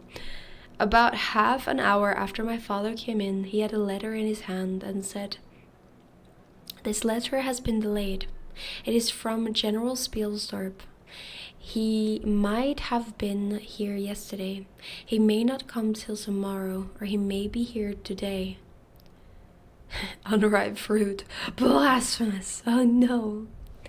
He put the open letter into my hand, but he did not look pleased, as he used when a guest, especially one so much loved as a general, was coming. On the contrary, he looked as if he wished him at the bottom of the Red Sea. There was plainly something on his mind which he did not choose to divulge. "Papa, darling, will you tell me this?" said I, suddenly laying my hand on his arm and looking, I am sure, imploringly in his face. "Perhaps," he answered, smoothing my hair caressingly over my eyes. "Does the doctor think me very ill?" "No, dear," he thinks. "If right steps are taken, you will be quite well again, at least on the high road to a complete recovery in a day or two," he answered a little dryly. "I wish our good friend, the General, had chosen any other time, that is, I wish you had been perfectly well to receive him." "But do tell me, Papa," I insisted. "What does he think is the matter with me?" "Nothing. You must not plague me with questions," he answered, with more irritation than I ever remembered him to have displayed before. As seeing that I looked wounded, I suppose, he kissed me and added, "You shall know all about it in a day or two, that is all that I know. In the meantime, you are not to trouble your head about it." He turned and left the room, but came back before I had done wondering and puzzling over the oddity of all this. It was merely to say that he was going to Karnstein, and had ordered the carriage to be ready at 12, and that I and Madame could accompany him. He was going to see the priest who lived near those picturesque grounds upon business, and as Carmilla had never seen them, she could follow. When she came with Mademoiselle, who would bring materials for what you call a picnic, which might be laid for us in the ruined castle.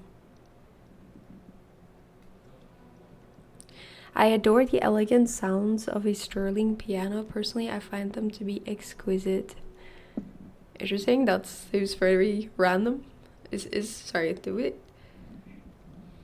I say sterling? Okay, whatever.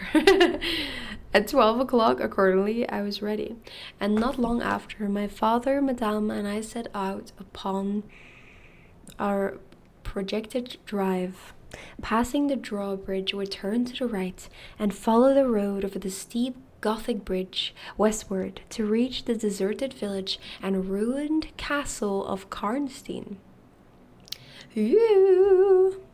Though Sylvan Drive can be fancied prettier, the ground breaks into gentle hills and hollows, all clothed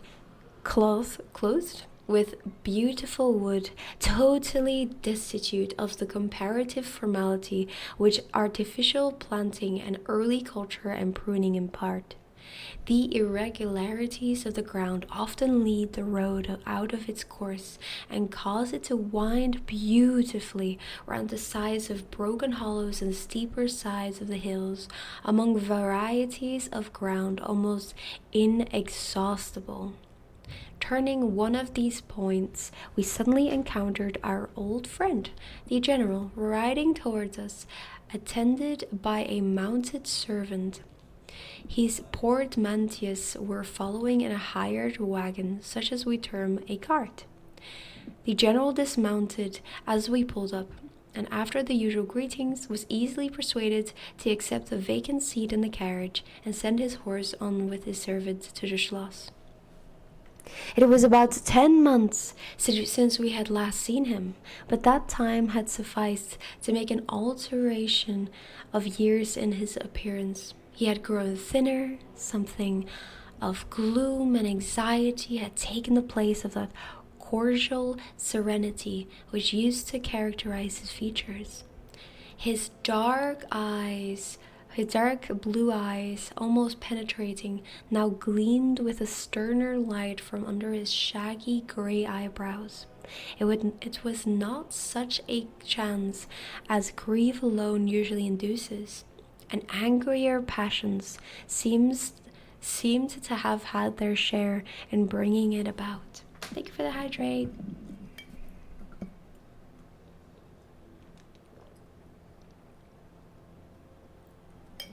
Ooh, goodness me.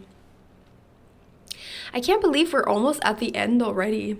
I wonder how many pages this book is. Surely it's not very much if we can do it in like 6 hours. Soon to be 6 hours anyway. It's been 5 now, or a little bit less. So it's crazy that we were able to finish it, no? We had not what a shame. Oh, shush, Tom. We had not long resumed our drive when the general began to talk.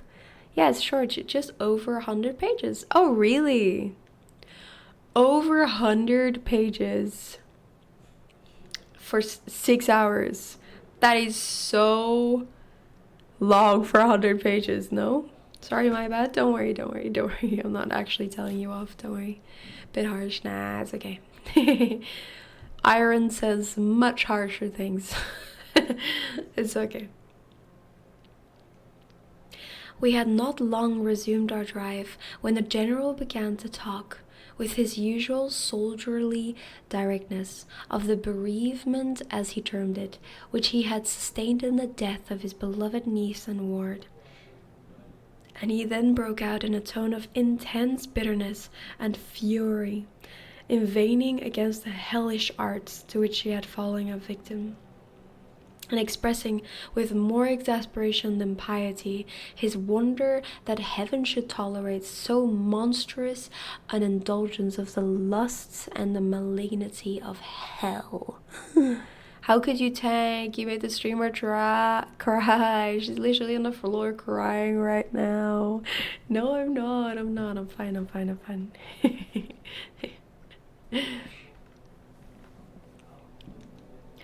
My father, who saw at once that something very extraordinary had befallen, asked him, if not too painful to him, to detail the circumstances which he thought justified the strong terms in which he expressed himself.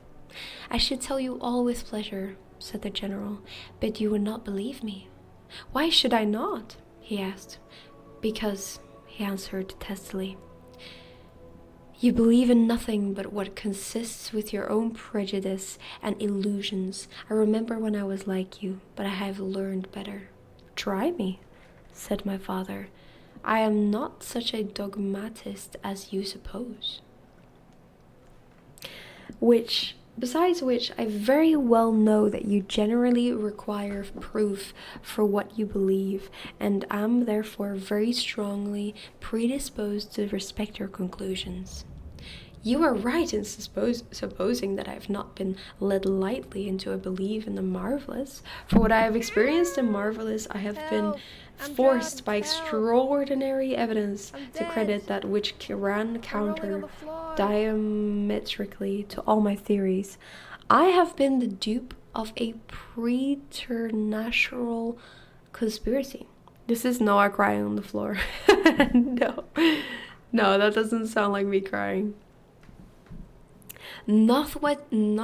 Notwithstanding his professions of confidence in the general's penetration, I saw my father at this point glance at the general with, as I thought, a marked suspicion of his sanity. I love how I left for 2 hours and I'm still in jail. Of course. You made many dad jokes. Many dad jokes. Yep. You deserve punishment. The general did not see it, luckily. He was looking gloomily and curiously into the glades and vistas of the woods that were opening before us. You are going to the ruins of Karlstein? Yes? He said, yes, it is a lucky coincidence. Do you know I was going to ask you to bring me there to inspect them? I have a special object in exploring. There is a ruined chapel, ain't there? With a great many tombs of that extinct family? So there are. Highly interesting, said my father. I hope you are thinking of claiming the title and estates? My father said this gaily, but the general did not recollect a laugh, or even a smile, which courtesy exacts for a friend's joke. On the contrary, he looked grave and even fierce, ruminating on a matter that stirred his anger and horror. We're all dozing off. It's kind of that stream, you know? True, but you do have to pay attention. It's getting interesting. Have a nice lurk. She's dozing off while reading. I can hear it. And streamer literally falling asleep ASMR. No, I'm not.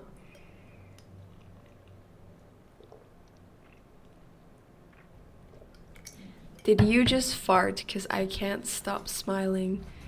No. I didn't. But if you want to think that, you can if you want. How are you, Lion? Hello. I am like moving around my chair, so that might be it. It might be going like creak, creak. Or it might have been my mic that I just moved. I don't know.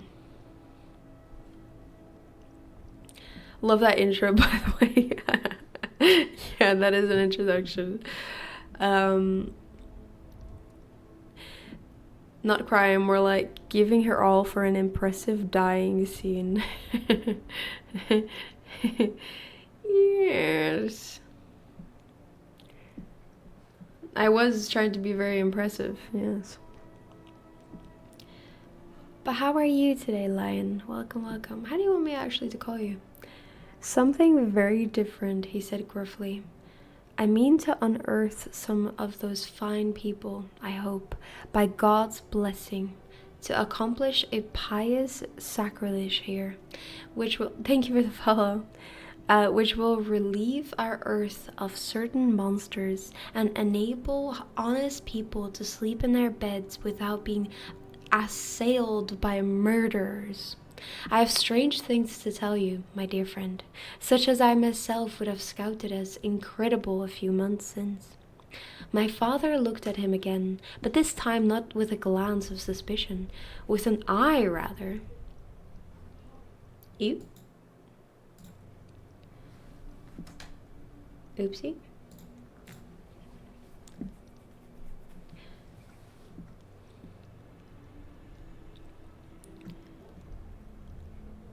Of keen intelligence and alarm. The house of Karnstein, he said, has been long extinct, 100 years at last. At least, my dear wife was maternally descended from the Karnsteins, but the name and title have long ceased to exist. The castle is a ruin, the very village is deserted. It is 50 years since the smoke of a chimney was seen there. Not a roof left. It was very moving when it happened. I couldn't sleep for days. What do you mean? Are you from Mississippi? Because you're the only girl who pissed Mississippi. Ew! We will work on that. Soy, my aura is negative 100%, yes. Ew, why would you say that? Quite true. I have heard a great deal of that since I last saw you, a great deal that will astonish you. But I had better relate everything in the order in which it occurred, said the general. You saw my dear ward, my child, I may call her. No creature could have been more beautiful, and only 3 months ago none more blooming. Yes, poor thing. When I saw her last, she certainly was quite lovely, said my father. I was grieved and shocked more than I can tell you, my dear friend.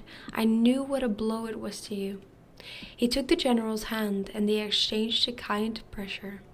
Tears gathered in the old soldier's eyes. He did not seek to conceal them. He said, "We have been very old friends. I knew you would feel for me, childless as I am. She had become an object of very near interest to me, and repaid my care for an affection that cheered my home and made my life happy. That is all gone. The years that remain to me on earth may not be very long, but by God's mercy I hope to accomplish a service to mankind before I die. And to subserve the vengeance of heaven upon the fiends who have murdered my poor child and the spring of her hopes and beauty."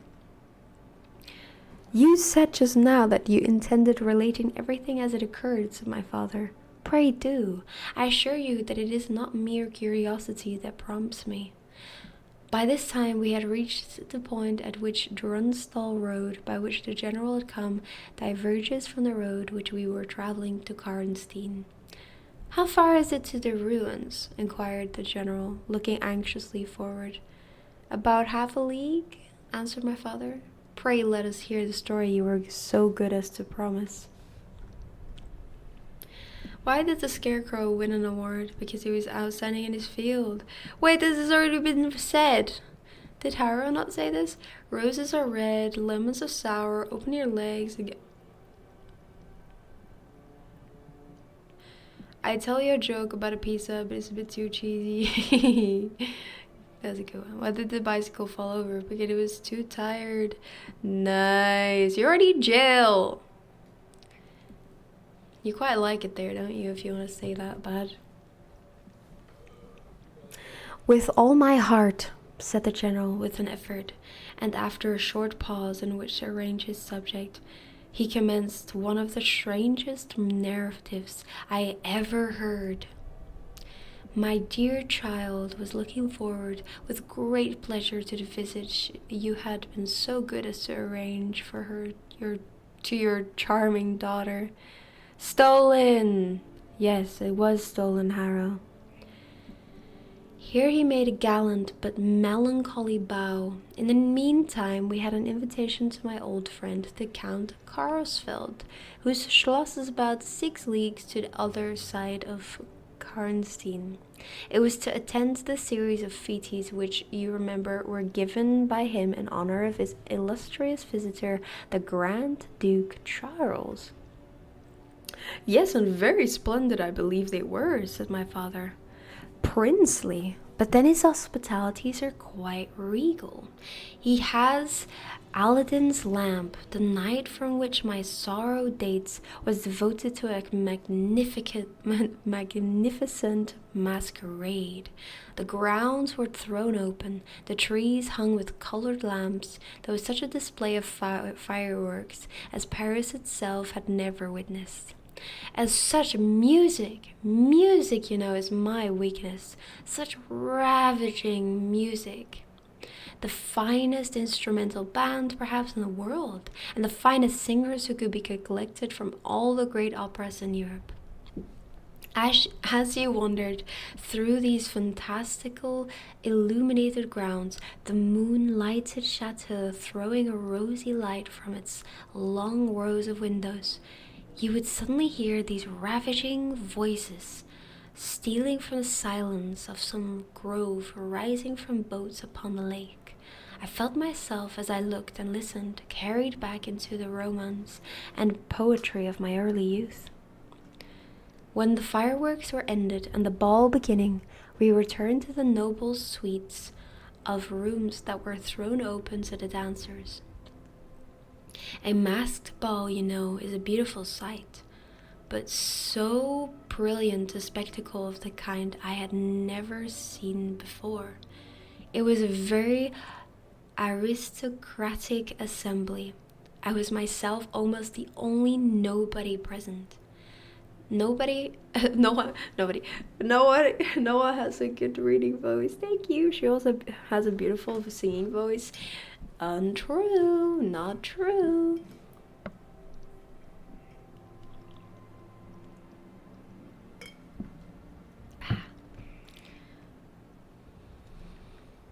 Now she has to sing. I don't think I can. I think my voice hurts too much to sing today. And a great yelling voice. Why, thank you, say, very kind of you. My dear child was looking quite beautiful. She wore no mask. Her excitement and delight added an unspeakable charm to her features, always lovely. I remarked a young lady, dressed magnificently, but wearing a mask, who appeared to me to be observing my ward with extraordinary interest. I had seen her earlier in the evening in the great hall, and again for a few minutes, walking near us, on the terrace under the castle windows, similarly employed. A lady, also masked, richly and gravely dressed, and with a stately air, like a person of rank, accompanied her as a chaperone. Had the young lady not worn a mask, I could of course have been much more certain upon the question whether she was really watching my poor darling. I am now well assured that she was. We were now in one of the salons. My poor dear child had been dancing and was resting a little in one of the chairs near the door. I was standing near.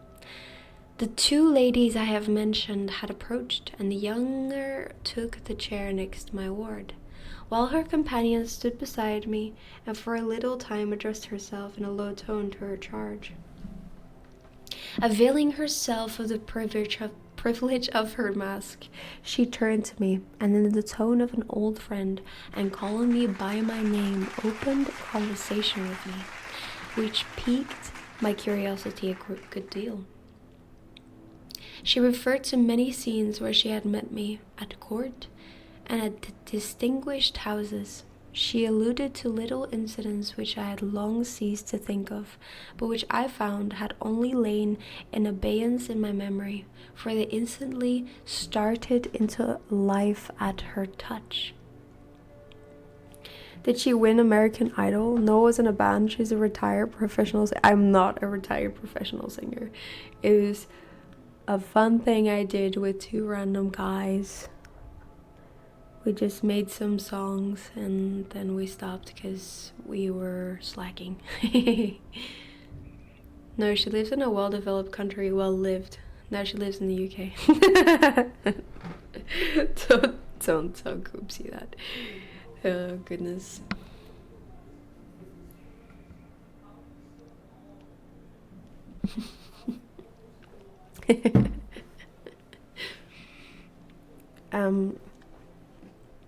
I became more and more curious to a certain random fact about me. Well, since you entered today, as you know, I'm from Belgium, because I mentioned this, and I speak Dutch. And also, Koopsie is my partner. I mentioned him a lot, so that's important to know. Your country is underdeveloped and smells bad. What the hell? You can't. What do you mean smells bad? It doesn't. I became more and more curious to ascertain who she was. Every moment, she parried my attempts to discover very adroitly and very pleasantly. The knowledge she showed of many passages in my life seemed to me all but unaccountable, and she appeared to take a not unnatural pleasure in foiling my curiosity and seeing me flounder in my eager perplexity from one conjecture to another. In the meantime, the young lady, whom her mother called by the odd name of Milarsa, isn't that what it was on the painting? When she once or twice addressed her, had with the same ease and grace got into conversation with my ward. I missed the fun fact, dang. Well, I just said I'm from Belgium, I speak Dutch, and Koopsie is my partner. Yes. As you are new, I still have lots of random facts. She introduced herself by saying that her mother was a very old acquaintance of mine. She spoke of the agreeable audacity which a mask rendered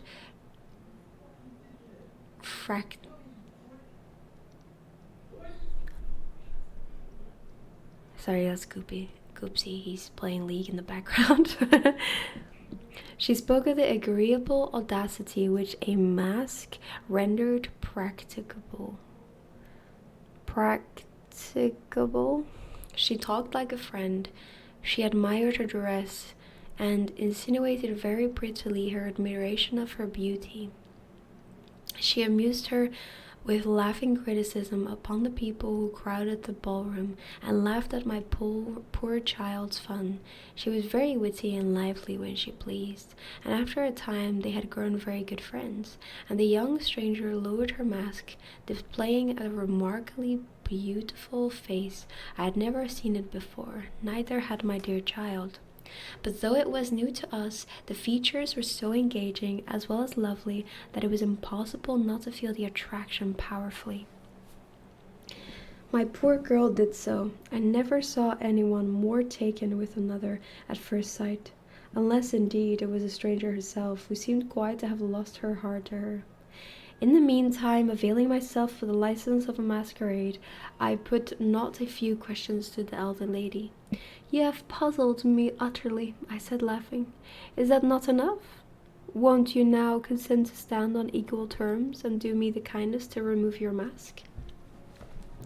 Can any request be unreasonable? She replied.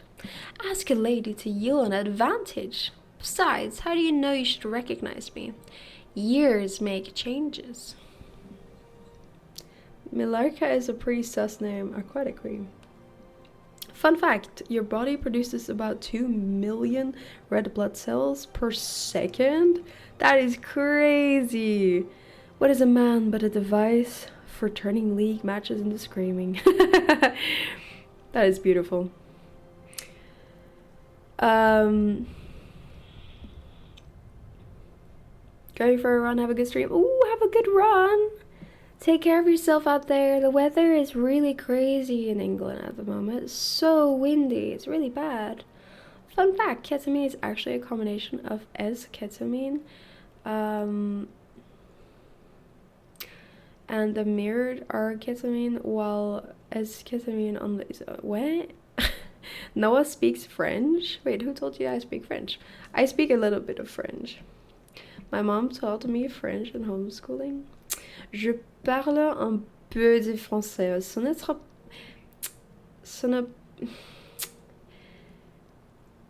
n'est pas très bien, mais je pense que je suis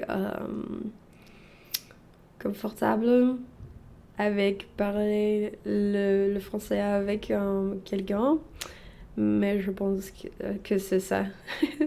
Ce n'est pas très bien. Oh, ce n'est pas très bien.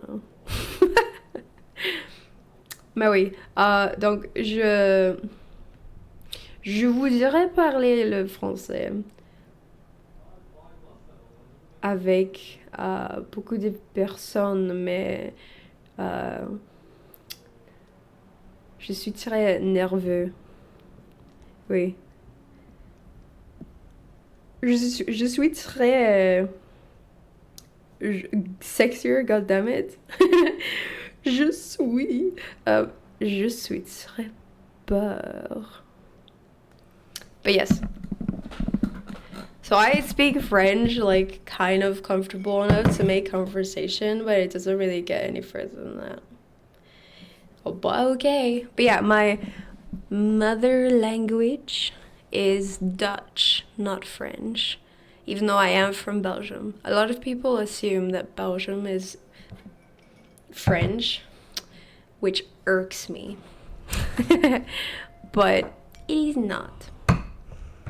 The biggest percentage is Flemish, which is Dutch. Yes. Anyway, let's continue. As you see, I said with a bow, I suppose, a rather melancholy little laugh. Belgium is just a French colony. Don't you start. I'm just gonna ignore that. That didn't happen. Wait, Belgium is a country. Okay. Why did the French eat snails? Because they don't like fast food. I like that. As philosophers tell us, she said, and how do you know that a sight of my face would help you? I should take chance for that, I answered. It is vain trying to make yourself out an old woman. Your figure betrays you. Years, nevertheless, have passed since I saw you, rather since you saw me, for that is what I am considering. Milarka there is my daughter. I cannot then be young, even in the opinion of people who time has taught to be indulgent, and I may not like to be compared with what you remember me. You have no mask to remove. You can offer me nothing in exchange.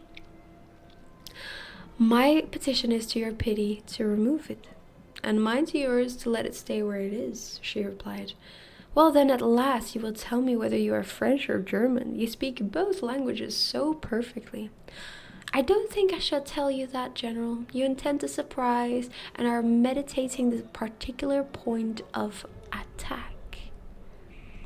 At all events, you won't deny this, I said, that being honored by your permission to converse, I ought to know how to address you. Shall I say Madame la Comtesse? She laughed, and she would no doubt have met me with another ovation, if indeed I can treat any occurrence in an interview, every circumstance of which was prearranged, as I now believe with a profound cunning, as liable to be modified by accident. As to that, she began, but she was interrupted, almost as she opened her lips, by a gentleman dressed in black, who looked particularly elegant and distinguished, with his drawback that his face was the most deadly pale I ever saw, except in death. He was in no masquerade, in the plain evening dress of a gentleman, and he said without a smile, but with a curtly and unusually low bow, Will Madame la Comtesse permit me to say a very few words which may interest her? You have a lot of time to think in jail. Oh yeah, I bet you can read a lot of books in jail. Huzzah! The lady turned quickly to him and touched her lips in token of silence. She then said to me, Keep my place for me, General. I shall return when I have said a few words. And with this injunction playfully given, she walked a little aside with the gentleman in black, and talked for some minutes, apparently very earnestly. They then walked away slowly together into the crowd, and I lost them for some minutes. I spent the interval in cudgeling my brains for a conjecture as to the identity of the lady who seemed to remember me so kindly. and I was thinking of turning about and joining in conversation between my pretty ward and the Countess's daughter. And trying whether by the time she returned I might not have a surprise in store for her, by having her name, title, chateau, and estates at my fingers' ends. But at this moment she returned, accompanied by the pale man in black, who said, "I shall return and inform Madame la Comtesse when her carriage is at the door." He withdrew with a bow. Cudgeling is beat to death with a cudgel, a bat. What? That was an old word. I've never heard of that in my life. Why did the picture go to jail? Because it was framed, just like you were not framed. We have proof. We have written proof that you wrote yourself in chat. That's right. That's right. Okay, guys, I'm gonna be right back. That is wrong. Ignore that. There we go. I'm gonna be right back. I'm just gonna get more water for my voice. You guys, stretch your legs, and then we will continue reading. Yes.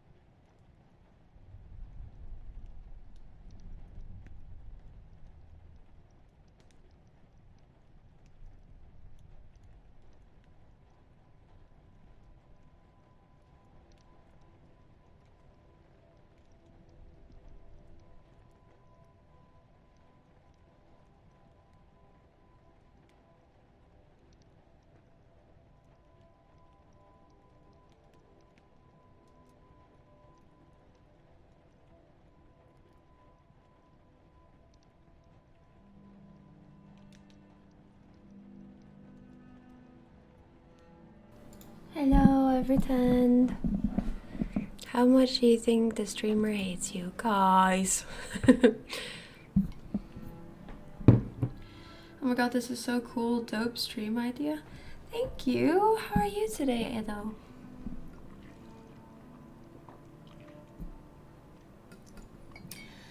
And what is Factorio? I've been playing some chess while listening. Ooh, have you been winning?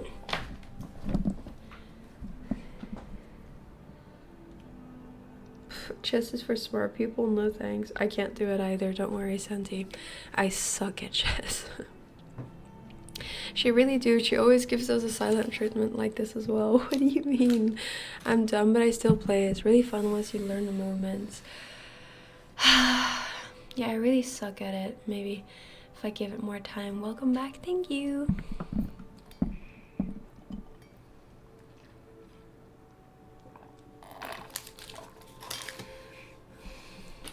I bet that she went to go get milk.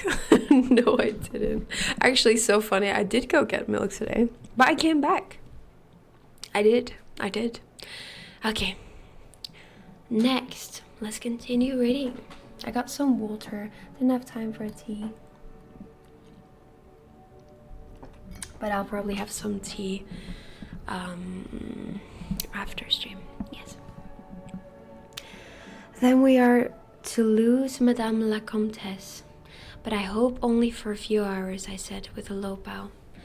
It may be that only, or it may be a few weeks. It was very unlucky, his speaking to me just now as he did.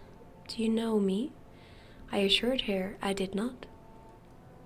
You shall know me, she said, but not at present. We are older and better friends than perhaps you suspect.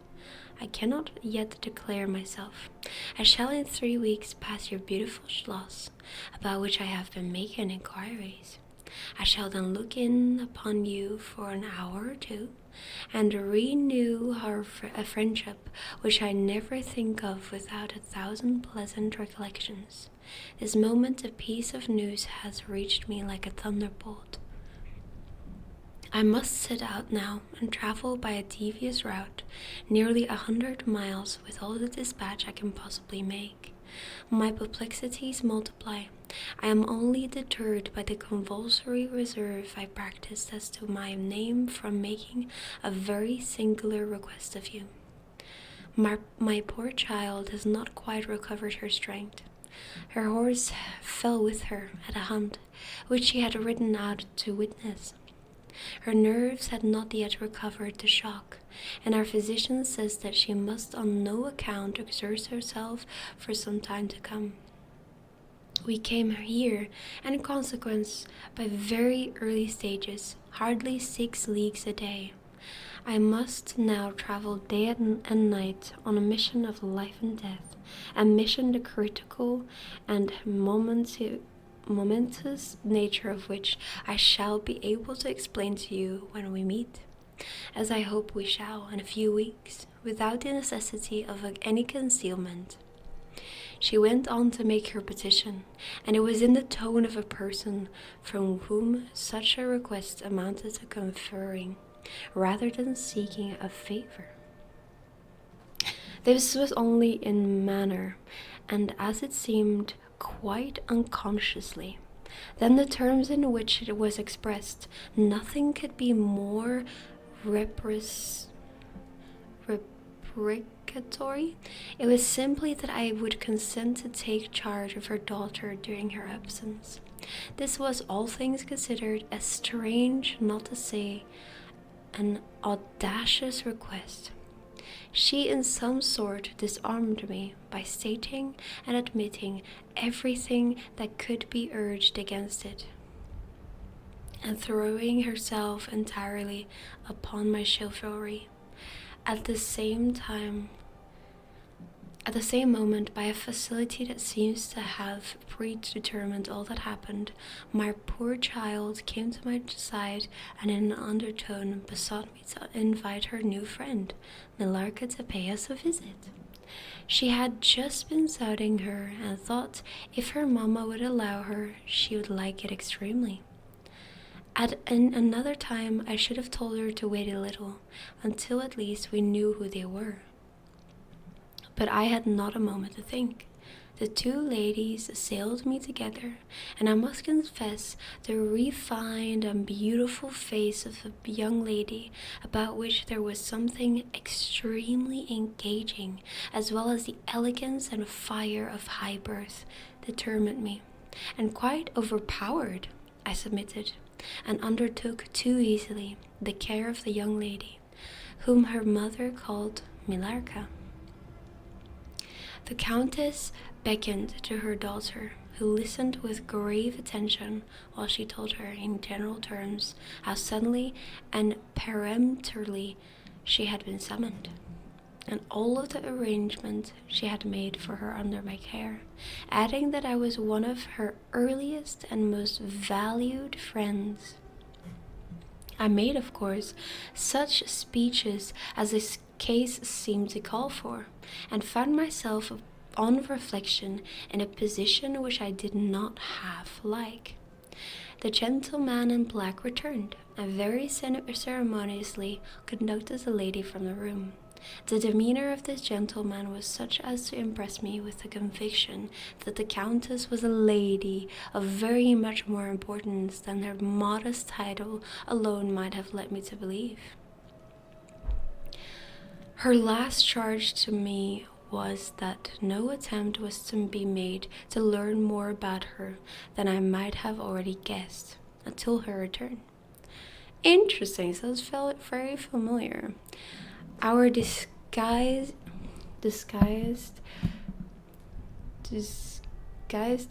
host, whose guest she was, knew her reasons. But here, she said, neither I nor my daughter could safely remain for more than a day. I removed my mask imprudently for a moment, about an hour ago. This is pre-Dracula vampire, right? Yes, it is. Hi, Cat. It's been so long. Hello. How have you been? What have you been up to? It's so lovely to see you. How was your Halloween? Did you celebrate it well?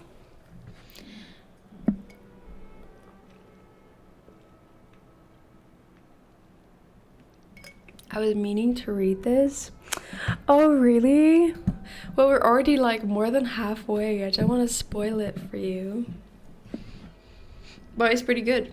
Yeah.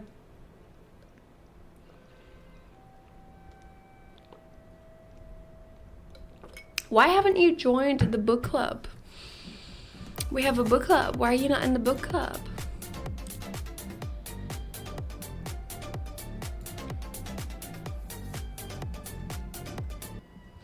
Hi, I had a good Halloween. I mainly slept after working. Oh, did you work on Halloween? I'm sorry. Wait, did I work on Halloween? I did work on Halloween. Never mind. I meant to. Please do join.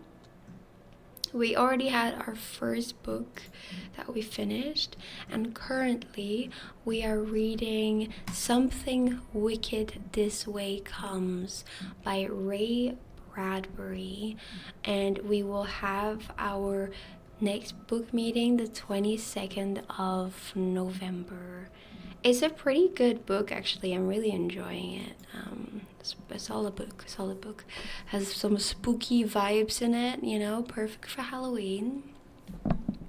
Yeah, work sucks for that schedule, but I have a new job starting next month. You mean December? That's really good. Is it like better hours and all that? Or is it just like the type of job that you'll enjoy more? Tell me all about it. I'm so happy to hear from you. I'm sorry that you're working a job that sucks though. But yeah, since I haven't heard from you for a while, I will update you on my situation. So I moved like a month ago to a new town that is much safer and less of a city. It's more of like a town, like I said. It's a very old town, old vibes, you know. I like it very much. I also started a new job. I work at a university right now and mainly work at the till. And I work like 9 till 3, so the hours are really nice. And every day the same hours, so it's so much better.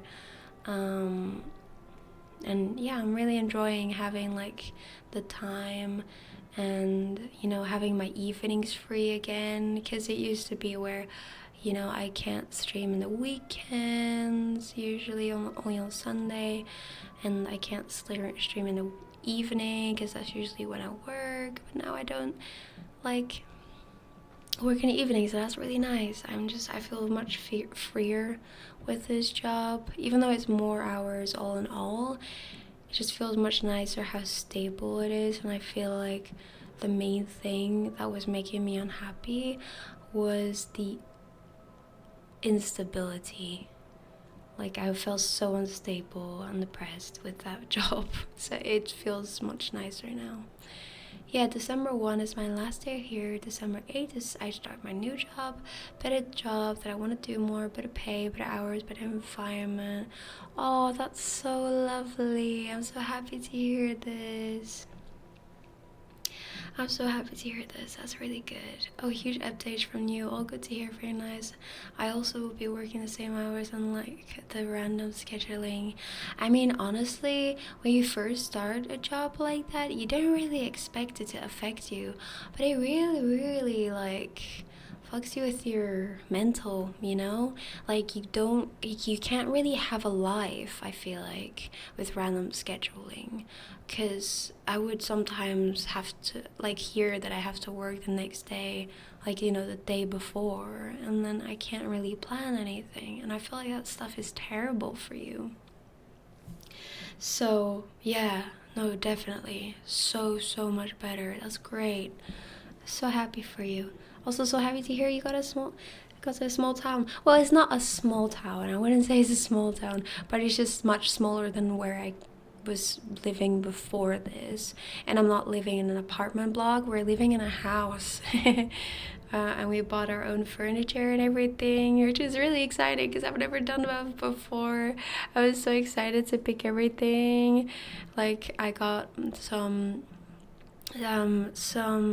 like vintage table and chairs, vintage cupboard. We got some vintage little like plant tables.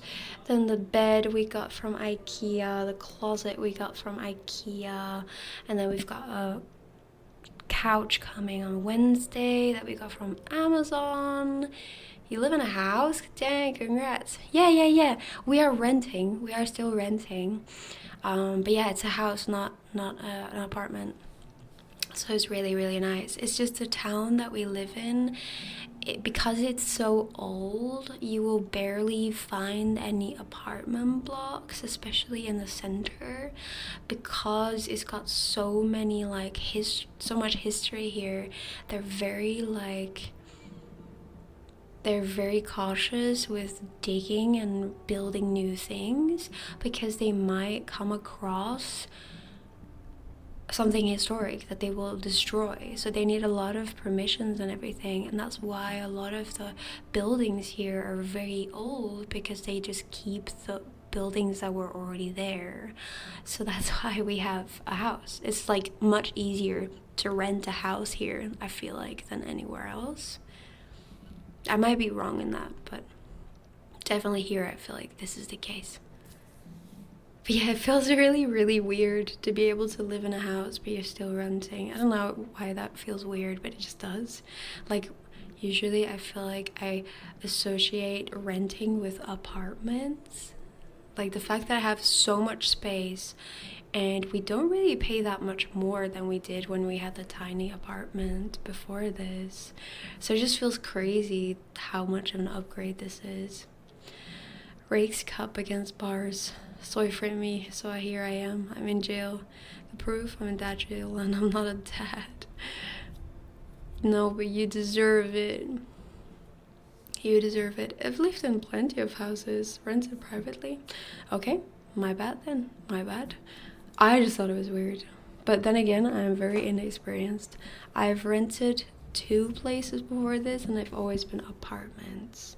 But then again, I did live in a city, so it's hard to find a house in the center. It's kind of nice, like living in a house without most of the headaches of owning a house. But of course, it all depends on your landlord. 100%, 100%. I feel like the house is lacking in a few things. And there's a few things here that I would have done differently, but I do agree, like, you don't have to deal with all the shenanigans of owning a house, because I do want to own a house eventually, but at the moment this is just much nicer, just being able to live the dream but not have to like deal with the bad stuff, I suppose. And of course, renting is basically throwing money away compared to buying. No, of course, but it's just at the moment, that's just kind of what we want to do, because we just don't know where we want to live. With my visa being so unstable, you know, like 2027 is the end of it. We don't really know if we want to continue living here or if we want to move to Ireland, you know? So we kind of just don't want to tie ourselves to anything yet until we are more certain of how we want to continue our lives, you know? When I lived in my house, I moved to West Virginia so I could afford living, and it worked out pretty well. That was good. With any luck, my new job will allow me to tune into Twitch so much more often. Priorities. It would be very lovely to see you again, Kat, but also mainly, it would be good for you if you could have more time for yourself as well, you know? Some free time. I'm sure you're gonna love it. Very happy to hear this. Yeah, it makes sense. I've never owned a house or apartment, never really lived anywhere for long. I mean, I lived in the same house in Belgium for years, and then I moved here, and now I've lived in like 3 places over less than 2 years. So it's very unusual to me. Like, I'm really not used to this.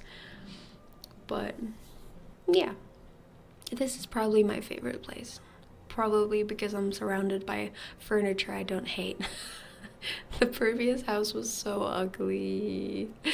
It was so ugly. They had this like American obsession, and all the like kitchen cupboards were like red. It was so ugly. Ugh. It's like apartment owners just don't know what they're doing. Just fill everything with IKEA and it's fine. I haven't finished Monster yet either. About halfway through, loving it. I cried a few episodes. With the anime Monster, really? It is so good, isn't it? The author is definitely one of my favorites, I think. Like, I feel like every time I've watched something of his, I've loved it. It's always so good. Where did you live before you came to the UK? Or, I mean, how? Well, before I moved to the UK, I just lived with my parents. I lived with my parents. Because before I came to the UK, I was finishing my bachelor's. And then as soon as I finished my bachelor's, I signed up for a master's here and I moved. That's it. It was not very interesting. I just lived with my parents, yeah. I just moved from my newly built house back to an apartment. Kind of sad. Oh, so I know. I mean, it must be such a change, yeah. But it is in the direction that you wanted to go. You wanted a new start, didn't you? So I've moved 3 times, 2 stays, in 5 months. Redecorating each time is the fun part. I love decorating. So fun. I agree. Also really stressful though. Especially if you start with nothing. Because when we got here, we were sleeping. I was sleeping on an air mattress for a whole week. And then on just a mattress for half a week. And then it was just a bed frame. And then it was like 2 weeks of like eating breakfast on the staircase. I sound spoiled saying that, but like you really miss furniture when you don't have furniture. You're like, fuck, I actually really needed a table. Living in a town isn't so bad. Definitely not, no. My life is stress. I just go with the flow at this point. Well, I hope the moves are for the best. At least I hope you move somewhere you actually like. Okay, let's continue reading. I feel like we're so close. I don't want to finish. You know what I mean? Okay, let's continue.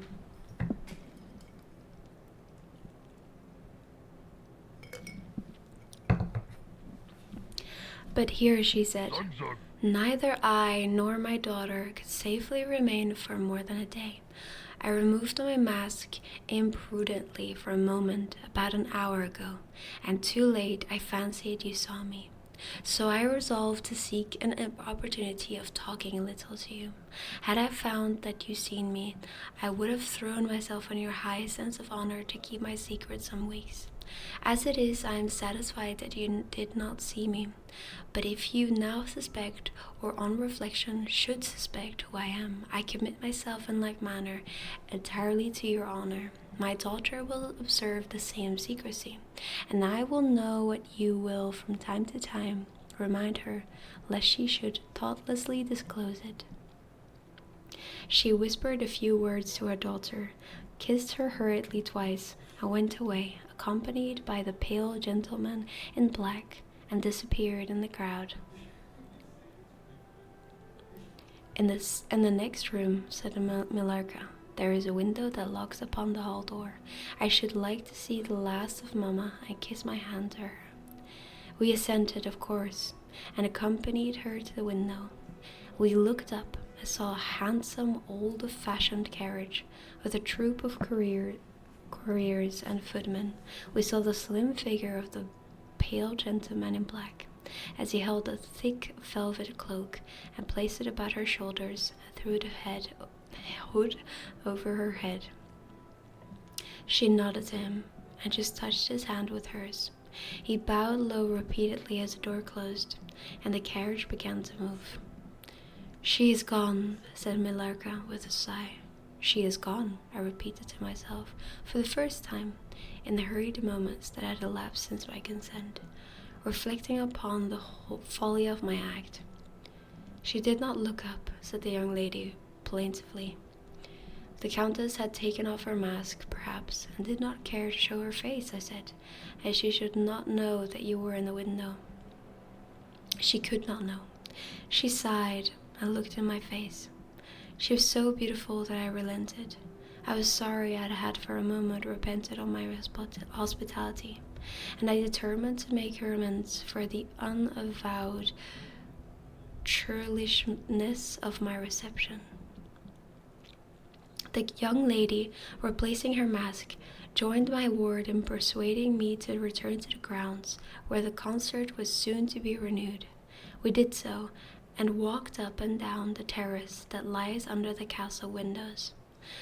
Millarca became very intimate with us, and amused us with lively descriptions and stories of most of the great people whom we saw upon the terrace. I liked her more and more every minute. Her gossip, without being ill-natured, was extremely diverting to me, who had been so long out of the great world. I thought what life she would give to our sometimes lonely evenings at home. By the way, Kat, if you want to listen to the whole story, I do have a VOD of me reading this book, the first part of the book, and this is the second part, so you could just listen to it instead of reading it if you wanted. Yes. This ball was not over until the morning sun had almost reached the horizon. It pleased the Grand Duke to dance till then, so loyal people could not go away or think of bed. We had just got through a crowded saloon when my ward asked me what had become of Millarca. I thought she had been by her side, and she fancied she was by mine. The fact was, we had lost her. All my efforts to find her were vain. I feared that she had mistaken in the confusion of a momentary separation from us other people for her new friends, and had positively pursued and lost them in the extensive grounds which were thrown open to us. Now in its full force, I recognized a new folly in my having undertaken the charge of a young lady without so much as knowing her name. and fettered as I was by promises of the reasons for imposing which I knew nothing. I could not even point my inquiries by saying that the missing young lady was a daughter of the countess who had taken her departure a few hours ago. Morning broke. It was clear daylight before I gave up on my search. It was not till near 2 o'clock next day that we heard anything of my missing charge. At about that time, a servant knocked at my niece's door to say that he had been earnestly requested by a young lady who appeared to be in great distress to make out where she could find the General Baron Spielsdorf, and the young lady, his daughter, in whose charge she had been left by her mother. There could be no doubt, notwithstanding that slight inaccuracy, that our young friend had turned up. And so she had. Would to heaven we had lost her. She told my poor child a story to account for her having failed to recover us for so long. Very late, she said, she had got to the housekeeper's bedroom in despair of finding us, and had then fallen in a deep sleep, which, long as it was, had hardly sufficed to recruit her strength after the fatigue of the ball. That day, Millarca came home with us.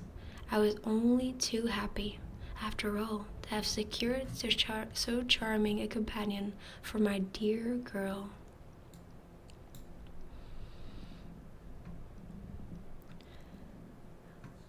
There's still so much left.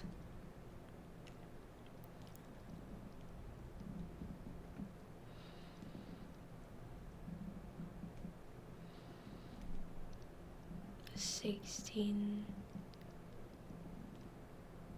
$15,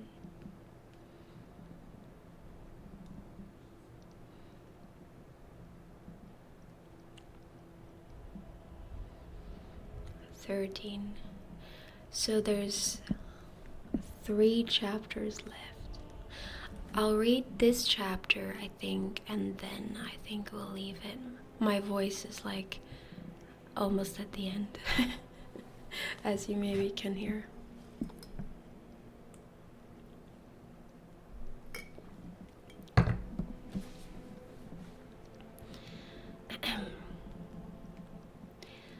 There soon, however, appeared some drawbacks. In the first place, Millarca complained of extreme languor, the weakness that remained after her late illness, as she never emerged from her room till the afternoon was pretty far advanced. In the next place, it was accidentally discovered, although she almost locked her door on the inside. "Hi, Red, how are you today?" and never disturbed the key from its place till she admitted the maid to assist her at her toilet, that she was undoubtedly sometimes absent from her room in the very early morning, and at various times later in the day. Before she wished it to be understood that she was stirring, she was repeatedly seen from the windows of the Schloss, in the first faint grey of the morning, walking through the trees in an easterly direction and looking like a person in a trance. This convinced me that she walked in her sleep, but this hypothesis did not solve the puzzle. How did she pass out from her room, leaving the door locked on the inside? How did she escape from the house without unbarring door or window? Doing good, how are you? I'm okay. My voice is really going, like, I can barely say much anymore. But I'm not sick anymore. I was pretty sick all week, yes, like last week. But I'm feeling much better. But my voice is definitely like struggling reading. But to be fair, I've been reading for like 3 hours, so that makes sense. But yeah, did you have a happy Halloween? In the midst of my perplexities, an anxiety of a far more urgent kind presented itself. My dear child began to lose her looks and health, and that in a manner so mysterious and even horrible that I became thoroughly frightened. She was at first visited by appalling dreams, that is, she fancied, by a spectre, sometimes resembling Millarca, sometimes in the shape of a beast, indistinctly seen walking around the foot of her bed from side to side. This is sounding very familiar. I didn't really do Halloween. You didn't do Halloween. Why? Well, I didn't really either. I went out for Halloween, kind of. Well, I went out on Saturday, but I didn't like dress up or anything. But it was fun to see everyone else dressed up, I suppose. It's just like the problem I have with dressing up for Halloween is that I don't want to own the costume after. But I feel like when you rent a costume, often the costumes are shit. You know what I mean? So I kind of just wish there was a good costume, like, renting place. Lastly came sensations, one not unpleasant, but very peculiar. She said resembled the flow out of an icy stream against her breast. At a later time, she felt something like a pair of large needles pierce her a little below the throat with a very sharp pain. A few nights after, followed a gradual and convulsive sense of strangulation. Then came unconsciousness. I could hear distinctly every word the kind old general was saying, because by this time we were driving upon the short grass that spread on either side of the road as you approached the roofless village which had not shown the smoke of a chimney for more than half a century. You may guess how strangely I felt as I heard my own symptoms so exactly described in those which had been experienced by the poor girl who, but for the catastrophe which followed, would have been at that moment a visit at my father's chateau. You may suppose also how I felt as I heard him detail habits and mysterious peculiarities which were in fact those of our beautiful guest Carmilla. I just watched YouTube. Okay, well, as long as you enjoyed yourself, you know. Do you not really care for Halloween? A vista opened in the forest. We were on a sudden under the chimneys and gables of the ruined village, and the towers and battlements of the dismantled castle, around which gigantic trees are grouped, overhung us from a slight eminence. In a frightened dream, I got down from the carriage in silence, for we had each abundant matter for thinking. We soon mounted the ascent, and were among the spacious chambers, winding stairs, and dark corridors of the castle. And this was once the palatial residence of the Karsteins, said the old general at length, as from a great window he looked out across the village, and saw the wide, undulating expanse of forest. It was a bad family, and here its blood-stained annals were written. He continued, it is hard that they should after death continue to plague the human race with their atrocious lusts. That is the chapel of the Kardensteins down there. He pointed down to the grey walls of the Gothic building, partly visible through the foliage, a little way down the steep. Take your time. And I heard the axe of a woodman, he added, busy among the trees that surround it. He possibly may give us the information of which I am in search. And Pate points out the grave of Mircalla, the Countess of Karnstein. These rustics preserve the local traditions of great families, whose stories die out among the rich and titled so soon as the families themselves become extinct. We have a portrait at home of Mircalla, the Countess Karnstein. Should you like to see it? Asked my father. Time enough, dear friend, replied the general. I believe that I have seen the original, and one motive which has led me to you earliest than I at first intended was to explore the chapel which we are now approaching. What? See the Countess Mircalla, explained my father. Why, she has been dead for more than a century. Not so dead as you fancy, I am told, answered the general. I confess, General, you puzzle me utterly, replied my father, looking at him. I fancied for a moment with this return of suspicion I detected before, but although there was anger in the detestation at times in the old general's manner, there was nothing flighty. What? Not dead? Yes, yes, yes. She's obviously a vampire. Come on, guys. She's obviously a vampire. It's getting so obvious, it's painful. It's like, come on, just say it. There remains to me, he said, as we passed under the heavy arch of the Gothic church. Mircalla, Milarica, Carmilla, who's next?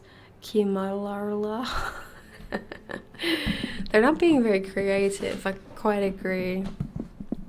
I mean, I'd slip up and call myself like by my actual name by accident. Now, like, no clue how these vampires are doing it so easily. Oh god, I'm getting bunged up as well. No. There remains to me, he said, as we passed under the heavy arch of the Gothic church, for its dimensions would have justified its being so styled, but one object which can interest me during the few years that remain to me on earth, and that is to wreak on her the vengeance with which I, thank God, may still be accomplished by a mortal arm. What vengeance can you mean? Asked my father in increasing amazement. I mean to decapitate the monster, he answered, with a fierce flush and a stamp that echoed mournfully through the hollow ruin, and his clenched hand was at the same time raised, as if it grasped the handle of an axe, while he shook it ferociously in the air. What? Exclaimed my father, more than ever bewildered. To strike her head off. Cut her head off? Aye, with a hatchet, with a spade, or with anything that can cleave through her murderous throat. You shall hear, he answered, trembling with rage, and hurrying toward, he said, that beam will answer for a seat. Your dear child is fatigued. Let her be seated, and I will, in a few sentences, close my dreadful story. The squared block of wood, which lay on the grass-grown pavement of the chapel, formed a bench on which I was very glad to seat myself, and in the meantime the general called to the woodman, who had been removing some boughs which leaned upon the old walls. And axe in hand, the hardy old fellow stood before us. He could not tell us anything of these monuments, but there was an old man, he said, a ranger of this forest, at present sojourning in the house of the priest, about 2 miles away, who could point out every monument of the old Karnstein family, and for a trifle he undertook to bring him back with him, if he would lend him one of our horses, and little more than half an hour. Have you been long employed about this forest? Asked my father of the old man. I have been a woodman here, he answered in his patois, under the forester all my days. So has my father before me, and so on, as many generations as I can count up. I could show you the very house in the village here, in which my ancestors lived. How came the village to be deserted? Asked the general. It was troubled by revenants, sir. Several were tracked to their graves. They're detected by the usual tests and extinguished in the usual way, by decapitation, by the stake, and by burning, but not until many of the villagers were killed. But after all these proceedings, according to law, he continued, so many graves opened and so many vampires deprived of their horrible animation, the village was not relieved. But a Moravian nobleman who happened to be walking this way heard how matters were, and being skilled as many people are in this country in such affairs, he offered to deliver the village from its tormentor. He did so thus. There being a bright moon that night, he ascended shortly after sunset the towers of the chapel here, from whence he could distinctly see the churchyard beneath him. He could see it from that window. From this point, he watched until he saw the vampire come out of his grave and place near it the linen clothes in which he had been folded, and then glide away towards the village to plague its inhabitants. Thank you for the hydrate. I appreciate it. Almost there, guys. Almost there.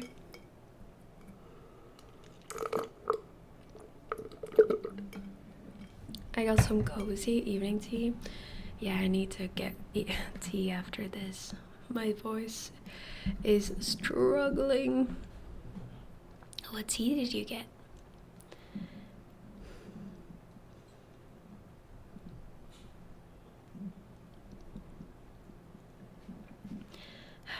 Pardon me. The stranger, having seen all this, came down from the steeple, took the linen wrappings of the vampire, and carried them up to the top of the tower, which he again mounted. When the vampire returned from his prowlings and missed his clothes, he cried furiously to the Moravian, whom he saw at the summit of the tower, and who in reply beckoned him to ascend and take them. Whereupon the vampire, accepting his invitation, began to climb the steeple, and so soon as he had reached the battlements, the Moravian, with a stroke of his sword, clove his skull in twain, hurling him down the churchyard, whither, descending by the winding stairs, the stranger followed and cut his head off. The next day delivered it and the body to the villagers, who duly impaled and burned them. Oh my goodness.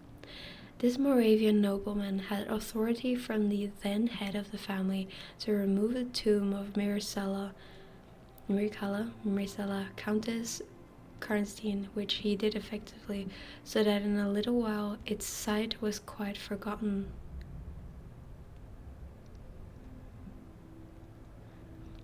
So they removed the tomb of Mircalla? I'm so confused. I thought she's alive now. Why? Can you point out where it stood? Asked the general eagerly. The forester shook his head and smiled. Not a soul living could tell you that now, he said. Besides, they saw her body was removed, but no one is sure of that either. Very sus. Having thus spoken, as time pressed, he dropped his axe and departed, leaving us to hear the remainder of the general's strange story. Man, I'm so curious. We've got like 2 chapters left, but I can't do it. I don't think my voice is gonna make it. I'm so sorry. But that was really interesting. Hey, it's getting really interesting. I'm enjoying it. We're having fun. Thank you so much for joining today, my lovelies. Thank you. I hope you've been having a good night while I've been reading. It's a mix of passion flower, lavender, lemon balm, and peppermint. Oh wow. That's loads of things.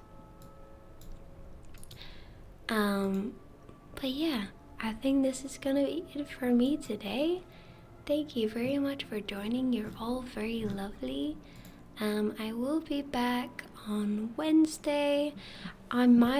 Keep in mind, I might change Wednesday to Thursday, because Wednesday is Guy Fawkes.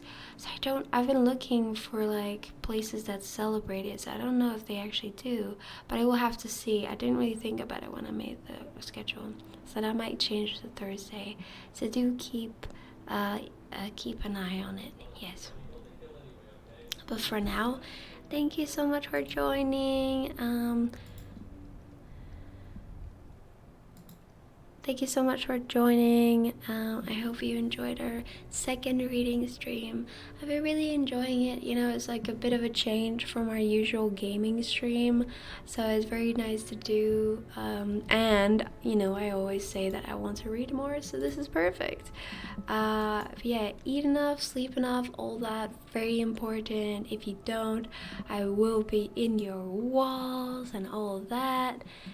Also, so and Hiro, I've been spectating. I don't play chess, but both of you seem really impressive to me. Oh, that's really sweet. They must be pretty impressive then, yeah. I love that you've been looking at them play chess. That's so cute. But yeah. Good night, everyone. Eat enough, sleep enough, all that very important. If you don't, I will be in your walls. I will be in your walls. But yeah, the next stream will be either Wednesday or Thursday. I will let you know. And it will be the rest of Costume Quest, and then I will probably, because I'll probably finish it. I think I will then combine it with reading the rest of Carmilla, I think, so we can finish it. But yeah, have a good night, the rest of your night, everyone. Take care. Take care. See you very, very soon, okay? Thank you for joining. Thank you for joining. Bye-bye. Good night, everyone. Bye. Good night.